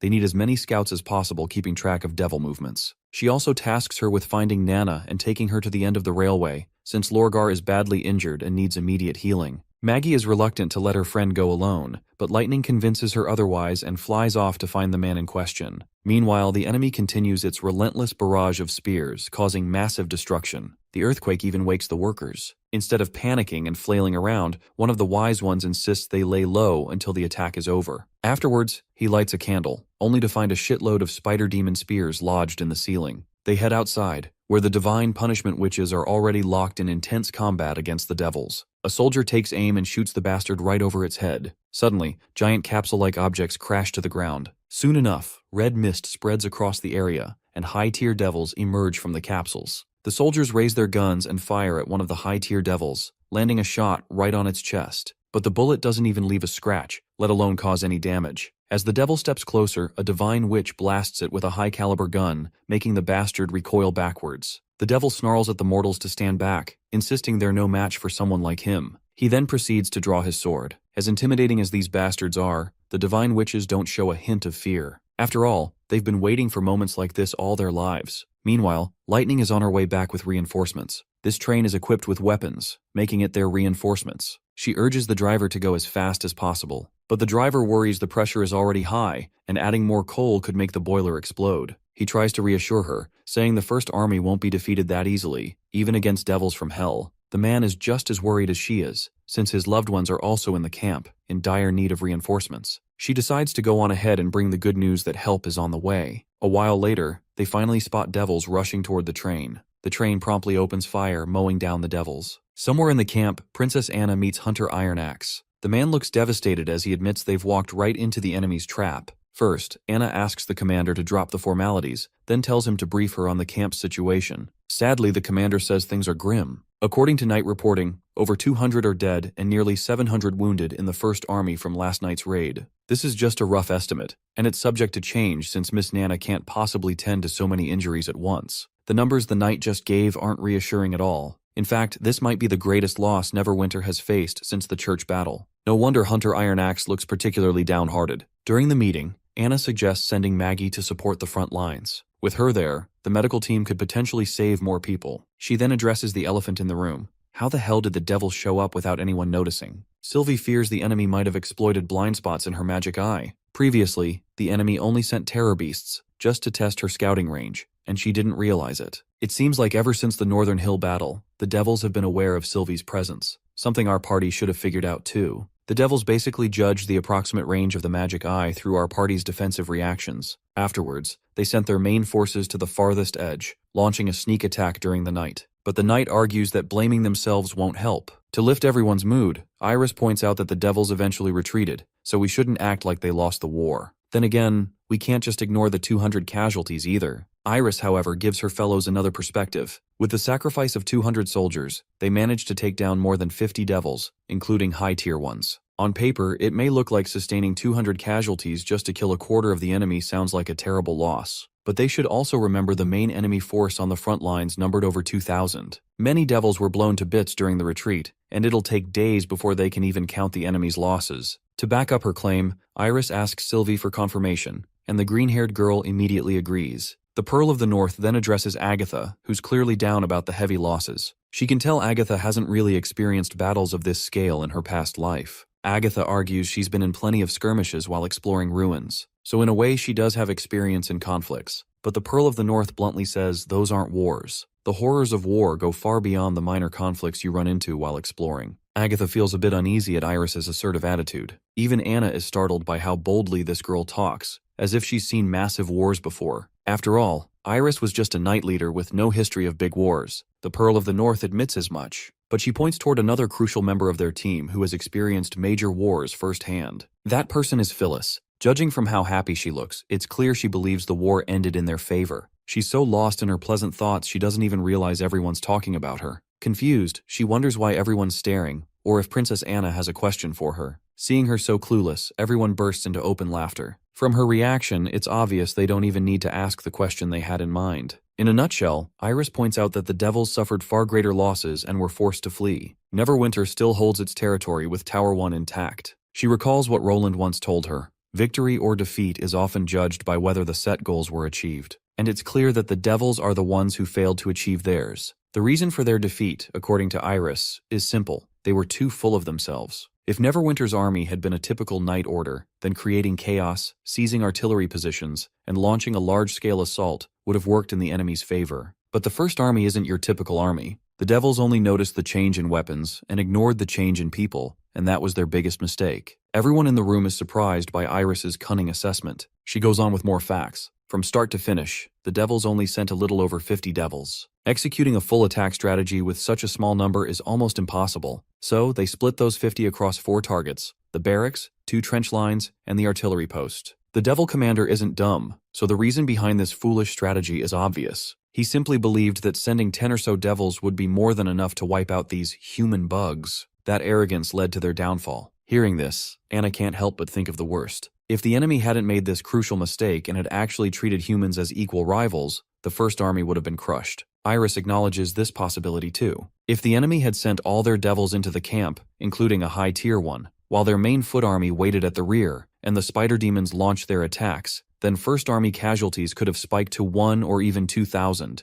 If the Devils had decided to massacre the entire camp while sacrificing their own high tiers, the losses would have been much greater. Of course, the Devils still would have been annihilated by Neverwinter, and Tower Station would likely have been preserved. But with such heavy losses on both sides, it would have been hard to say who truly won. Thankfully, their arrogance cost them the chance to launch a full-scale attack. Furthermore, this battle taught the First Army a lot. For example, barracks should be built underground with reinforced roofs, capable of withstanding not just stone spikes, but also machine gun and mortar fire, among other threats. Because of the enemy's dumb mistake, the army managed to learn a ton. The scene then cuts to a high-tier Devil, reporting to his supreme being. The supreme entity asks his underling about the progress of their plans, since time is running short. There's been movement in the Sky-Sea realm again, this time on an unusually large scale. Still, the entity decides not to interfere with the Sky-Sea realm for now. After all, the God-created deity is almost complete. Once it's activated, their defensive situation will flip in their favor. The underling is shocked that the legendary ultimate creation will finally be unleashed. It will break free from the constraints of magic stone veins and move freely across the world. The Devils have long desired to unleash this so-called ultimate creation, and now that it's happening, the underling can barely believe it. The entity then asks about their current situation against the humans. The underling isn't proud to admit that the Western Front suffered heavy losses. According to the Army Commander's report, the humans have advanced a lot in the last 400 years, especially their fighting power, which has grown superior. Even though the Vanguard took some losses, the underling assures his superior the plan is still on track. The entity wonders if the humans' newfound strength is a result of evolution, but the underling disagrees. Their strength has nothing to do with evolution. Their tools are simply more effective now. The commander had planned to capture humans alive and seize some weapons, but the plan failed. Still, he assures his superior they'll continue looking into it. The higher being recalls the high commander who was captured by the humans. The underling explains he tried to connect with him using magic, but found nothing. When he entered his consciousness, there was only fire. Probably he is talking about the giant explosions Roland made that bastard witness. The superior decides not to waste time learning from humans. They never had anything worth learning in the past, and he believes nothing has changed. For now, the attack on the Sky-Sea realm is their main focus. He orders his underling to use their limited troops wisely. He commands him to secure the Legacy Shard at all costs because it's crucial for their race's ascension. With that, the superior decides to leave. For his final words, he assures his underling that when the God of Creation takes action, ultimate victory will be within their grasp. The next scene cuts to somewhere else. In one of the camps, a knight holds a captive. The man's name is Joe, and he claims to know the location of treasures, but he'll only reveal details if he gets to meet the commander. And when he says commander, he means the head of the Grey Castle forces, not some random noble. Otherwise, he won't say a damn thing, because no one else has the capacity to grasp what he's about to reveal. The knight finally introduces himself as Sean, chief guard to King Roland Wimbledon of Grey Castle and captain of the Grey Castle exploration team. Being the chief guard, he demands the man to spill everything he knows about the treasure. Joe starts parroting all the details, saying the treasure tied to the Cage Mountains is currently in the hands of Count Lorenzo of Duke Island. He hasn't seen it personally, but the real danger is that the church also knows about it. Some time ago, Lorenzo exaggerated the treasure's importance in his reports just to gain praise. In the past, many top officials knew about it, but later on it didn't attract much attention from Hermes' holy city. The treasure passed into Wolfheart over the last century, and was eventually discovered by Lorenzo. This all makes sense to Sean. Joe reveals that Lorenzo currently has a few divine punishment warriors. So aside from the King of Greycastle, no one has the power to touch Duke Island. There are about 5 to 10 divine punishment warriors under Lorenzo. Still, this doesn't answer Sean's original question, what Joe gains by giving this information away for free. The man looks uneasy before admitting that he just wants to take refuge in Neverwinter. He hopes this information will be enough for the king to pardon him for siding with the church all this time. Sean eventually considers sending the guy to Neverwinter. He makes it clear, though, he has no power to pardon him, but he also can't abandon those who choose the right path. So sending him to Neverwinter is the only option. He's confident he'll be rewarded for this good decision, and doesn't need to worry about the church's threat anymore. But suddenly the man freaks out, saying he no longer feels the need to go to Neverwinter. Instead, he begs Sean to save Farina, because she doesn't have much time left. Of course, Sean has no idea who this Farina is, or why she's running out of time. It feels like Sean played this dude just right, making him talk more than he planned. The scene then cuts to Count Lorenzo's butler. The man tosses a pouch of gold to some guy on the ground, assuring him that if he provides valid information about Greycastle and the Witch Union, he can keep the coins. But before the happy guy can spill a word, Greycastle's knights barge in and arrest the butler on the spot. After forcing him down, the knights reveal their agenda. The Lord of Thronetown suspects Lorenzo is hiding church remnants in his caravan. After his arrest, he'll be forced to confess everything directly to the chief. The scene then shifts to Dragon Island's port. Thunder and Margaret are docked there, surprised to see Dragon Island looking way livelier than before. Turns out it's all thanks to Thunder. Ever since merchants and sailors found out Roland Wimbledon rewards anyone who brings back valuable things, everyone's been flocking to take adventurous routes and explore uncharted lands. And the reason Thunder deserves credit is because he helped spread this news far and wide. Of course, the real credit goes to Roland Wimbledon. His decisions may seem unpredictable at times, but they're always on point. Thunder also thinks Margaret deserves credit. Without her managing the caravan for him, he couldn't have focused on one expedition after another. If he's being honest, outside of exploring, he doesn't have many strengths, and being a terrible father is one of them. He dumped all the responsibilities on her shoulders, and because of that, he feels he owes her a lot. But Margaret doesn't seem to mind, no matter how tiring it gets. I'd bet my life she has feelings for him, but of course she won't say it out loud. After some playful banter, a crew member reminds them the caravan is ready. With that, they decide to continue toward their next goal, uncharted lands, a new world. We then cut to Roland, who gets a phone call from Sister Leaf. She reports recent sabotage attacks on the tracks, but since they'd expected it, they managed to counter it. The impact on logistics isn't that big. Without spider demons, the enemy can only airdrop near the tracks and use brute force to shift them. They have to retreat before the Black River gets close. Roland is glad to hear the somewhat good news. He's especially pleased that the armored train is proving to be such an effective weapon in his arsenal. Speaking of devils, he asks if they've shown any signs of launching another large-scale attack. Sister Leaf assures him the critical points on the tracks are always under Sylvie's surveillance. They often use seagulls or the magic arc to scout the area without causing trouble. Roland warns her that the devils won't sit idle while humans threaten their hold on the fertile plains, so they need to stay alert and make sure nothing happens that could cause huge losses. After the call, Nightingale arrives with an important letter. It was sent from Dawnthorn Town and arrived just 10 minutes ago. What makes it interesting is that the church is apparently seeking help from Greycastle. It seems like this help-seeking guy is Joe, and Sean helped deliver this message here, though Nightingale questions it, pointing out these guys are the same ones who abandoned orphans at the Sanctuary Monastery, so she doesn't feel like helping them. Well, according to the letter, the church has practically ceased to exist. Their last hope betrayed them. Now that Lorenzo's butler and stewards of Duke Island have confessed and the relic treasures have been located, sending someone to Wolfheart is only a matter of time. When he says treasures, he's talking about the mysterious church relic Lorenzo possesses. Roland is sure they're now one step closer to uncovering the mystery behind that cursed temple in the Cage Mountains. Turns out Farina is currently a prisoner of Lorenzo on the Duke Island. Roland wants both her and Joe brought in for a trial. Nightingale already expected him to say this, and she doesn't mind that he isn't punishing all the church remnants harshly. After all, she's hated the church her whole life. She admits she hated the church, and also hated the humans who hunted witches. But now that the church has fallen, her resentment has pretty much faded too. In truth, she never hated humans. She hated the nobles. Roland understands it. After all, when they first met, she literally had a knife in her hand. The both continue to goof around, and they continue for a while until both get into the mood for smooching. But they are quickly interrupted when a phone call rings. Nightingale vanishes and slips back to her couch, pretending like nothing ever happened. Still, Roland picks up the call. It's Barov speaking, saying that a special visitor from the old royal capital insists on meeting him.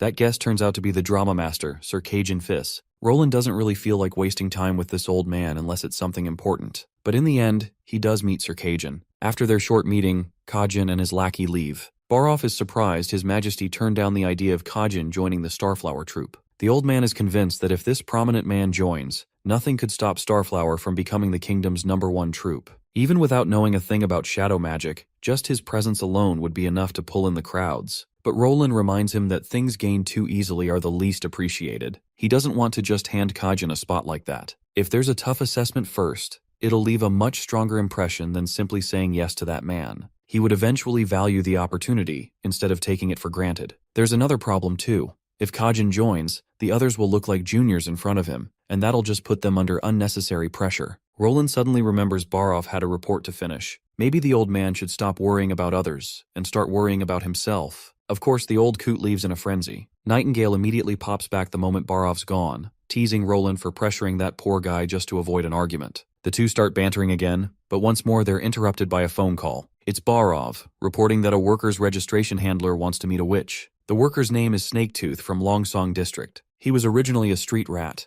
and the witch he wants to meet is Paper, who works in the Witch Association. The scene then shifts to Hunter Iron Axe and a few soldiers paying respect to fallen comrades. After the remembrance ceremony, the soldiers scatter to their duties. One man climbs into the train. That man is the train's captain, the one who lost his son during the Devil's Raid. Lightning approaches the old man to offer her condolences, but he finds it amusing that a little girl is trying to comfort him. He invites her inside and she takes a seat. On the table, she notices his son's ID card. As he pours a hot drink, he asks why she's here, to which she claims she just happened to fly over and stop to watch for a while. The old man is relieved to realize that she hasn't lost any friends or family. As for his boy, his name was Robert, the third in the family. He died in the artillery fight. The captain said he was brave, and as a father he's proud. The funny thing is, Robert used to be the timid one when he worked in the mines. No matter how badly the foreman bullied him, he never fought back, just went home crying to his dad. The reason the old man doesn't seem sad about his son's death is because he knew this day would come sooner or later. All his sons were ready for it. They had this deep drive to fight for Neverwinter and protect it at all costs. Turns out, Lightning also came to thank him for his contribution during the raid.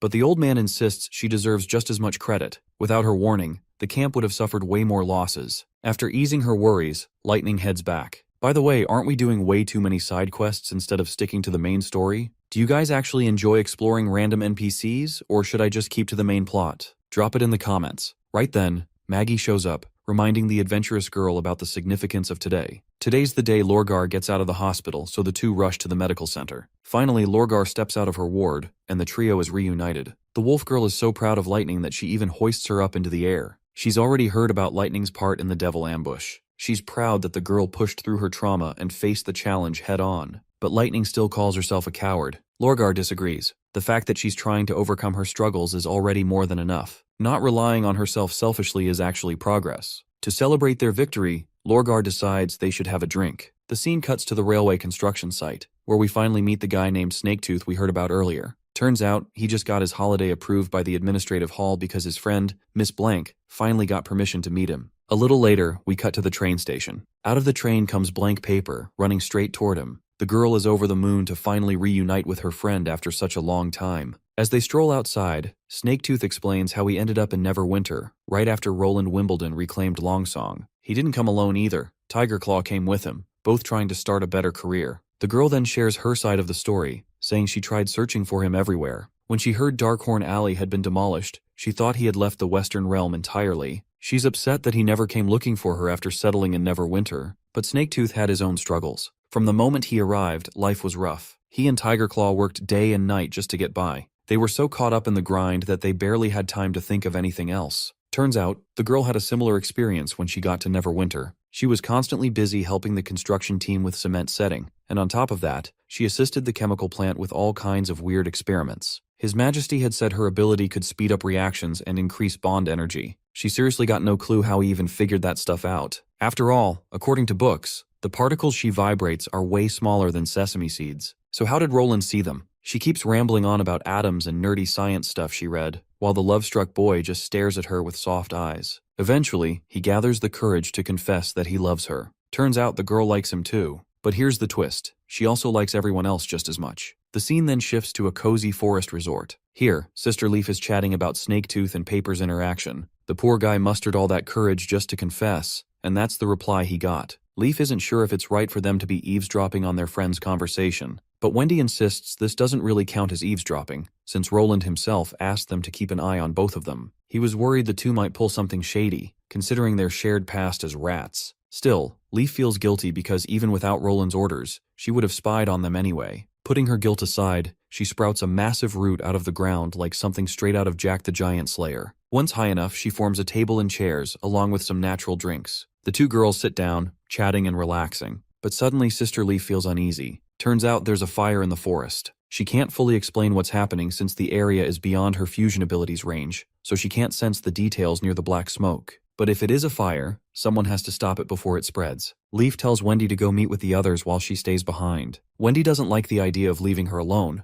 but Leif reassures her that nothing will happen. As soon as Wendy leaves, Leif senses the trees trembling with fear. She immediately calls out to them, urging them to shift away from the spreading flames. The scene cuts again, this time to the Council of Senior Members. After heavy debate, the General Staff concludes that the fire is likely just a diversion. The Devils want to cut off Neverwinter's supply line, but they can't actually pull that off. From the Tequila Ruins to the Northern Forest Terminal, the distance is over 500 kilometers, longer than the Plains Railway. That's way too far for the Devils to travel without burning through tons of red mist. So unless they establish an outpost nearby, reaching that area is impossible. Based on past encounters, around 500 men were enough to push the Devils back. And the forest terminal itself is basically a fortress, well-defended, permanent, and tough to breach. Roland had already planned for this scenario long ago. He knew the enemy would eventually set the forest on fire. In that case, Leif's role would be to create a safe fire break, keeping the flames away from the station. That fire break would also double as an open killing ground,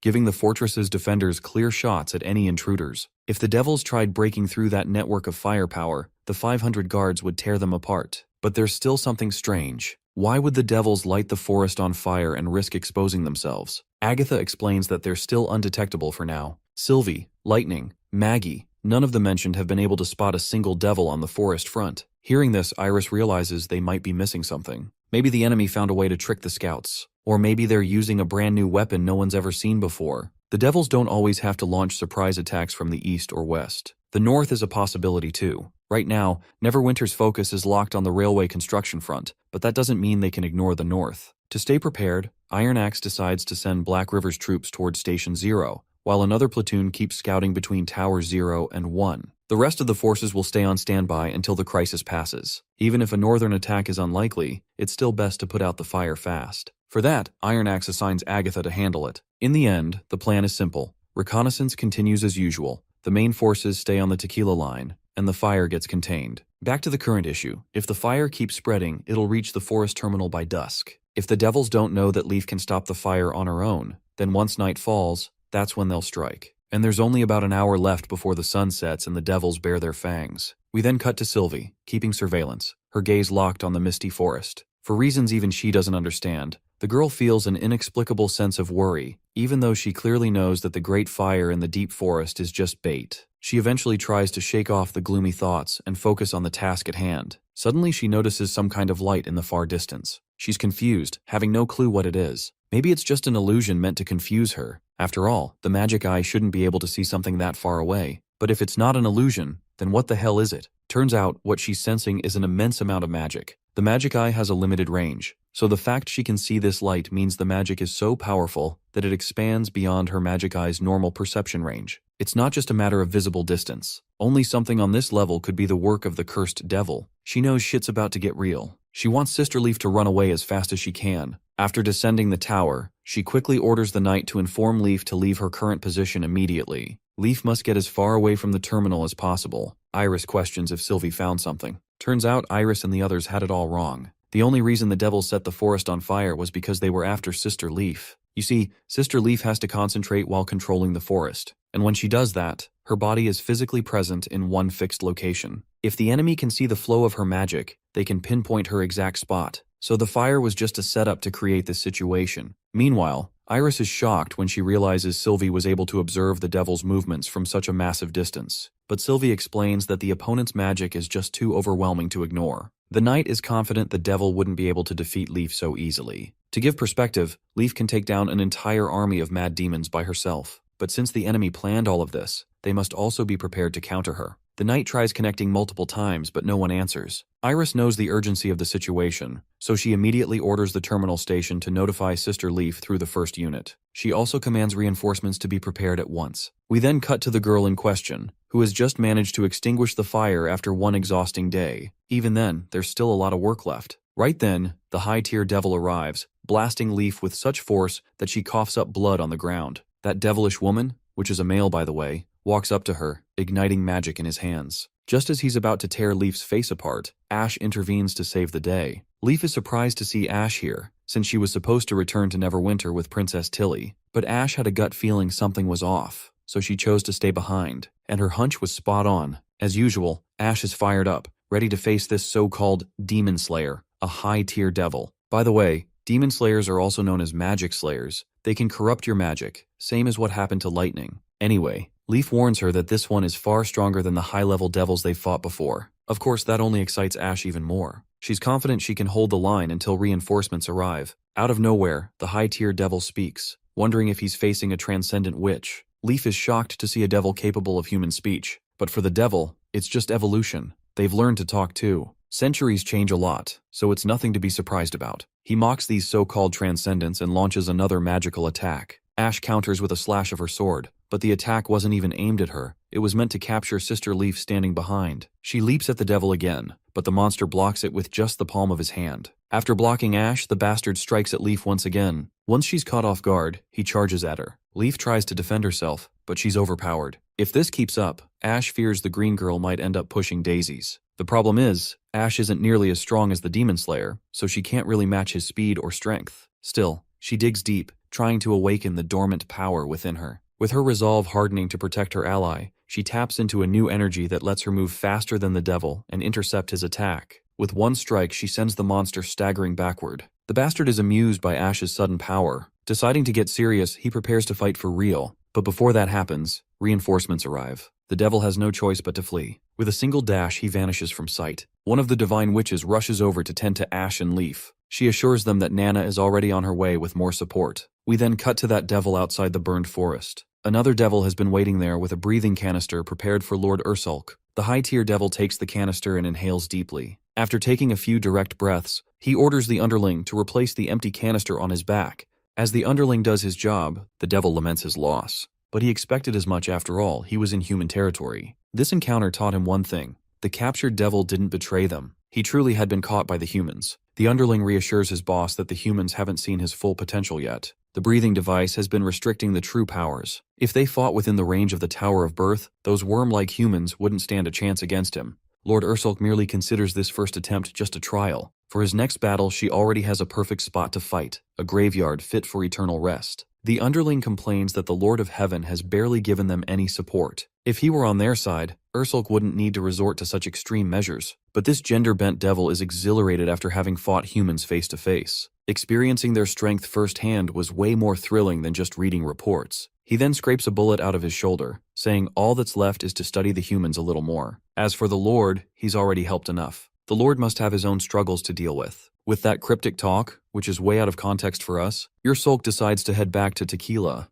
As far as he's concerned, the bait has already been set. Now all the devils need to do is wait. Around 2 days later, we see Ash reporting everything to Roland Wimbledon. When the fire was extinguished, Lightning scoured about 100 kilometers north and found traces left by the enemy. Based on the analysis at the scene, it was most likely caused by the spider demon passing through the forest. There weren't many of them, at least 3 or 4. Nightingale had planted the seed of symbiosis inside Sister Leaf's body, and even though she's still unconscious, her condition as a symbiote shows she isn't in much pain. This means Leaf's exhaustion is more mental than actual damage. He had already been told about her condition, so he guesses there isn't much to worry about. Still, Roland looks shaken after learning the devils are capable of human speech. Even Cabra Dabi, a high-level devil they captured alive, couldn't do that. Without forming a mental link with that thing, even basic communication was impossible. Roland also reflects on the devil's words, about how centuries can change so much, and how humans act like they're stuck in yesterday. Then there's the rumor that before the First Divine Will War, humans were actually the ones who taught devils the great knowledge. For some reason, Roland feels the devil carried a sense of pride when speaking of centuries, as if the bastard had literally lived through hundreds of years and gathered endless experience. Speaking of which, Roland's eyes practically pop out when he realizes this devil might have lived since the Alliance era, maybe even before that. which could explain how it learned to speak. Suddenly there's a knock at the door, someone reporting that Leaf is finally awake. Hearing this, Roland rushes to meet her. Oh, and let's not forget Ash is still standing there. Roland almost forgets to thank her for saving Sister Leaf. Well, the only thing Ash asks in return is that he treats Tilly well. Roland feels a little patronized hearing this, since he's already been taking good care of his sister. Inside Sister Leaf's room, everyone's already gathered. The green girl starts apologizing for worrying the king, but the only thing Roland cares about is if she's all right. He wants her to rest and forget about the forest for a while, at least until her injuries fully heal. Of course, Sister Leaf protests, insisting she needs to return to the front lines. She understands why everyone is against it, but feels lying in bed won't solve anything. Whether she stays in the forest or Neverwinter, the demon's curse won't just fade away, so resting feels meaningless. As long as she can stay in the forest, communication between the two places can still be maintained. Plus, she wants to continue preserving the experimental core she's been working on. Not only that, she plays a crucial role in moving supplies on the track construction site. All of this indirectly helps in defeating the devils. Even with all her reasoning, no one sides with her. But since she insists, Roland agrees to make an exception, on the condition that until the demon slayer carrying the curse is taken down, she won't act alone. He also assigns Ash to watch over her to ensure her safety. While the brute of a woman instantly agrees, Tilly doesn't feel too good about this. Later, when Tilly and Ash are alone, the princess asks if she actually understands the weight of Roland's orders. Of course Ash does. Not only will she stay with Sister Leaf to look after her, she'll also use her sensitivity to magical fluctuations to warn Leaf ahead of time. It makes sense that much to Tilly, but she doesn't understand what is going to happen after the warning. Ash's answer is simple. They'll wait for reinforcements to handle the fight. She might be battle-hungry, but she's not reckless like Lorgar, who charges at anything that moves. The princess is still uneasy about letting Ash go, but she reminds her woman to keep her promise. And let's be real, Ash could never forget the promise she made to stay by Tilly's side for life. We all know these two ladies are lesbians, with Ash being her licker, so there's no way she'd just walk away. Before leaving, Tilly admits she's really happy Ash was able to save Sister Leaf. She feels it'd be a waste of Ash's abilities if she just stayed glued to her side instead of helping others too. The two lesbians keep up their banter and jokes. Tilly hopes to join Ash on the battlefield someday, and she's sure that time isn't far off. Turns out Roland is working on a self-sufficient plane design with its own engine. If successful, they won't have to rely on Wendy's abilities to fly anymore. Before mass production, Roland's building a special model just for his sister, which is said to fly higher and faster than even the fiercest beast. Ash feels really happy for Tilly, though deep down she knows Tilly still won't get to fight. After all, Ash promised Roland she'd never let Tilly step onto the battlefield. She doesn't say it out loud to kill the mood, and instead promises she'll be there to watch the day of the first test flight. With that, Tilly heads off for a shower, while Ash teases her for not inviting her in. Flustered, Tilly slams the door in her face. I don't know about you guys, but have you considered the possibility that Ash might actually be a woman with a dick? For reference, she's the only woman in the series who wears pants, and she's got a zipper too. Anyhow, as Ash sits down on her couch, she reflects on the newfound abilities she was able to tap into while fighting the devil. It felt like she had stepped into an entirely new realm, where her vision, movements, and reactions seemed to rise above the surrounding world, leaving only magic to accompany her. Magic doesn't just influence the body, it shapes temperament too. If someone truly desires to achieve something through magic, then magic will guide them along that path. She recalls Phyllis's words, the wisdom she passed down before leaving. A clear and concrete goal paired with firm resolve is the only way to overcome any obstacle. In the Alliance, every recorded transcendent reached their potential through the fires of battle. Those who failed to evolve were eventually crushed in their fights against the devils. Ash starts thinking about the Alliance's 3 seats, the 3 witches who went beyond even typical transcendent witches. She desperately wants to understand what kind of trials and walls they had to break through to reach that pinnacle of power. After dwelling on it for a while, she becomes certain she knows the answer. The scene then shifts to Roland's office, where he's asking the old man Baroff about the date for the next elementary education exam. The exam is apparently scheduled for next week, with over 2,600 examinees expected to show up. Roland, however, has another project in mind, one that requires at least 500 people. As the call ends, Nightingale slips out of her mist, immediately questioning what kind of project he's referring to. Roland rustles through a stack of papers until he pulls out one in particular. Turns out it's a blueprint of an RPG.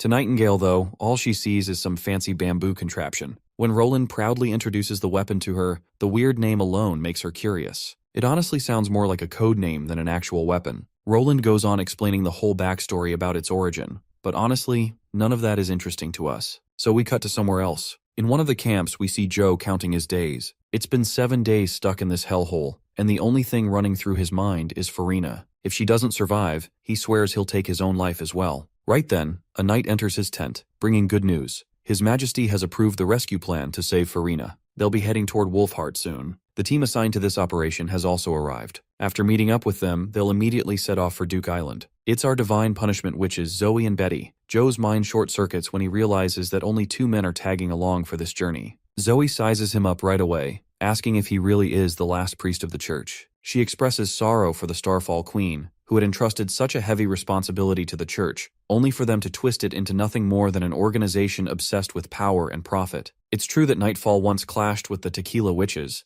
but Zoe still feels pity for the queen. Betty, on the other hand, is just grateful. Grateful that the conflict is nearing its end, and that they now march toward the same goal, wiping out the devils. With that, they all agree to begin the journey since the full team is now assembled. Joe, however, starts panicking at the thought of only 2 people handling the entire rescue mission. Zoe already knows what's going through his head. Calmly, she reassures him that the divine soldiers they'll face are nothing more than empty shells without true souls. For her and Betty, taking them down is more than doable. 2 days later, they finally reach Count Lorenzo's territory on Duke Island. The island has 2 docks, one on the east and one on the west, but Joe knows the docks aren't the real issue. The main problem is the castle itself. The security there is unbelievably strict. Without Lorenzo's personal approval, you can't even step foot inside. The knight waves away his concern, telling him not to worry. They already have a plan in place. With just a whistle from the knight, the soldiers drag in Lorenzo's butler. Naturally, both the butler and Joe point fingers at each other, each calling the other a traitor. The butler, Haig, spits venom at Joe for betraying the church. He's convinced that if Farina found out Joe had defected to Grey Castle, she would know who the real traitor is. The knight silences both of them with a glare, then turns to Haig, telling him to stay focused on the mission. Haig knows his objective, which is to take 2 warriors inside the castle. The knight warns him this is his only shot at redemption.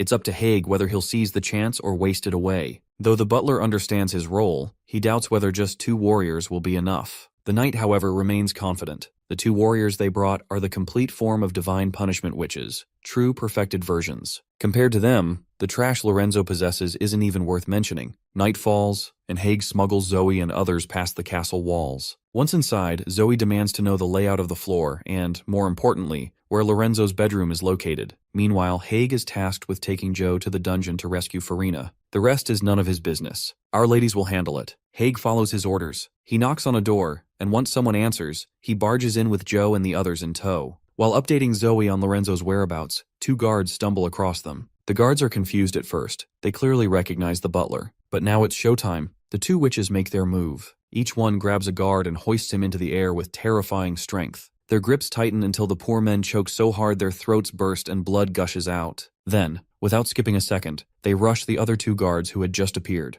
And well, you already know how that ended. Joe just stands there in shock, going through a full-blown reality check after watching the 2 guys tear through trained guards like it was child's play. Zoe snaps him out of it, reminding him to stick to the plan. While Zoe and Betty head upstairs toward Lorenzo's bedroom, Joe is tasked with rescuing Farina. Reaching the bedroom, Zoe doesn't bother with subtlety. She kicks the door down and storms in. On the bed lies a thick-thighed woman who immediately starts screaming at the sight of the 2 witches. Ignoring her, they quickly scan the room, looking for Lorenzo. Sensing something off, they blast through a suspicious wall. Behind it is another chamber, Lorenzo's hideout, where he's surrounded by his so-called divine punishment soldiers. Zoe launches herself into the air, using Betty's boost to climb even higher. Grabbing hold of the chandelier, she farms some extra aura while raining down bullets in a storm of gunfire, slaughtering that bastard Lorenzo. Betty applauds her fellow for coming up with such unique ideas for aura farming. Moving on, Betty blows this horn-like thing, taking the divine soldiers under her control. Turns out these guys are going to be used as disposable bodies for the Tequila Witches, which is precisely why she didn't bother disposing of them. Meanwhile, a few guards come running toward the intruder. This time, Betty doesn't even have to get her hands dirty. She simply commands her divine soldiers to slaughter those fools. Cutting to Grand Duke Island's dungeon, Joe finally finds the girl he had been searching for, but her body is whipped and beaten to the point of being covered in bruises. The lover is in utter dismay, seeing his woman defiled like this. He's so stunned that he even forgets to help the soldier release her. Later, they start tending to her severe injuries. When she opens her eyes, she can't believe she has finally been released from the nightmare. For a moment, she even thinks she's just dreaming. The 2 lovers shed tears of compassion after finally reuniting, having gone through all the hardships. The woman apologizes for not being able to carry on the church's legacy. But since he already got the woman he wanted, the guy doesn't give a flying fuck about the church. He tells her she shouldn't blame herself either, because none of this was her fault. Eventually, the two spend what little time they have basking in the warmth of their love. The next day they both wake up in a room. The girl seems to have recovered somewhat from her injuries, but she has no recollection of what happened the previous night. Her lover explains that she went unconscious from sheer exhaustion. Then he drops the breaking news that Lorenzo is dead, much to the woman's shock. Though it wasn't him who killed that bastard, but His Majesty Roland Wimbledon. She finds the statement laughable. The thought of Roland helping church followers sounds impossible, but the guy assures her it's the truth. Right now, they're already at sea, heading for Neverwinter in Grey Castle. She had been unconscious for 3 days straight and only survived thanks to First Army medicine. After about an hour of filling her in on all the details, their current worries come up. Joe has already asked about Roland's trials. Turns out, followers who hadn't shed witch blood, participated in persecution, or slaughtered Grey Castle's people won't face execution. That's good news for them, since Furina was actually a vanguard warrior in the new holy city, fighting valiantly against demonic beasts every year. As for him, he was just a priest's assistant, and never had a chance to even encounter witches. This means both of them get to survive. He further assures her that once they get to Bordertown, she can have her injuries fully healed. There's a witch named Nana who can do that. He also promises to sort out their career problems and help them get back on their feet. Instead of appreciating what he did, she accuses him of making a deal with the devil just to save her. She coughs up blood from her condition, while pointing out that he's the man who caused the church's downfall. She's furious at him and doesn't want him anywhere near her. She keeps yapping a bunch of crap until a knock on the door comes, and in walks Zoe. The girl is glad to hear that Furina is still supporting the church. Supporting the church indirectly means supporting Zoe's very existence, but the girl makes it clear she only supports a church that works hard for humanity's future. She has no sympathy for some puppet of Grey Castle. That's when she's shocked to realize the body our Zoe is possessing belongs to Legion Commander Inova. But since Furina has no clue it's a witch inside Inova's body, she just thinks Inova is alive. Both Joe and Furina are confused, because the Legion Commander existed over 100 years ago. He was supposed to have died in the confrontation against the Months of Demons. And Divine Punishment warriors were devout soldiers who dedicated their body and mind to God. So how the hell is Inova roaming around freely and going up against the church? This is when Zoe hints that these bodies are nothing more than vessels for her kind. Since neither of them know the true origin, Zoe quizzes them about what they know of divine soldiers. Of course, Furina starts narrating how the soldiers are produced through rituals, controlled by the church, and used solely to fight devils and witches. Only the Hermes organization is supposed to know the transformation ritual. Zoe calls bullshit. She says the Divine Punishment Army exists only to suppress witches and uphold usurpers' rule, nothing more than a tool. The only reason divine soldiers came into existence was to preserve humanity, and it wasn't the church who originated them, it was witches. Zoe decides to spare some time to teach these two ignorant fools what's really going on. An hour passes, and Furina finds Zoe's words absurd. The idea that witches created the church, devoted everything to humanity, and are the true fearless heroes? She finds it ridiculous. Joe then asks how many like Zoe are in Neverwinter City. The witch reveals it's about 100. All of them use Divine Punishment soldier vessels produced by the church. Furina then expresses her desire to help produce Divine Punishment soldiers, so witches have more vessels to possess. But Zoe breaks it to her that the Divine Punishment Witch Project is useless now. It may have been effective 400 years ago, but today, punishment witches aren't enough to fight against devils. That's why they've turned to the human king of Grey Castle. He's the only one who can save them now. Even the weakest living witch can turn into a powerhouse with the right guidance, and Roland can provide that. In fact, he already has. Which means no witch is willing to spill blood anymore to create Divine Punishment vessels. That shit just isn't worth it. After dropping all those reality checks, Zoe leaves the room, giving the girl space to digest it all. Outside, she runs into her fellow Betty, who starts teasing her. It's rare for Zoe to talk so much to humans. From there, the two break into banter and reminisce about their old comrades. The next scene cuts to the third border city. Out in the fields, the Tequila Witches are holding massive RPG launchers. The way Alethea is holding it, Roland fears she might get spooked by the recoil and ricochet the rockets in random directions. So he warns her to never point the tail of the launcher at herself or anyone else. With that, the first RPG trial begins. Seems like the RPG has very limited range, exploding after it hits the ground. They all walk over to see the damage. Since it managed to crack a giant box, that alone proves it's already better than regular bullets. And this is just the first version. They open the box to check the test subject. It was a bird, but now nothing more than a scattered mess. Though Alethea isn't sure it'll be that effective against high-ranking devils. Different devils have different levels of strength, similar to Transcendence and those above them. If the devil is a speed type or a slayer, it can get tricky. Landing a direct hit would be tough. Even if they see the grenade being launched, they'd still have enough time to dodge. That said, she insists this weapon is definitely epic-making. It bridges the gap between devils and mortals, making victory possible through sheer numbers. Pasha also agrees, because this weapon lets mortals injure high-ranking devils, it is something which was unthinkable in the past. Furthermore, Pasha has a way to greatly increase its hit rate by assigning these bad boys to divine punishment witches. Only Transcendence can match high-ranking devils. If one of these is fired point blank, even the most powerful enemy can't escape. Roland assures them anyone can wield it, since this weapon only takes one person to operate. So including immortals, it will be available for divine punishment witches to use. Suddenly, a knight arrives, reporting the arrival of Zoe and Betty from Wolfheart. Looks like it's finally time to see the legendary treasure Lorenzo had been hiding. Back in Roland's office, Lord Sean presents a lead box containing the relic. He explains that he placed it inside the box as instructed and didn't let anyone else touch it except Zoe and Betty, but before sealing it, he had noticed something unusual about the relic. When Zoe returned with the ritual cube, the blue light on it had been constantly shifting. So, he paid closer attention and noticed the beam of light was pointing at him like a compass. At first he freaked out, wondering what the hell was going on.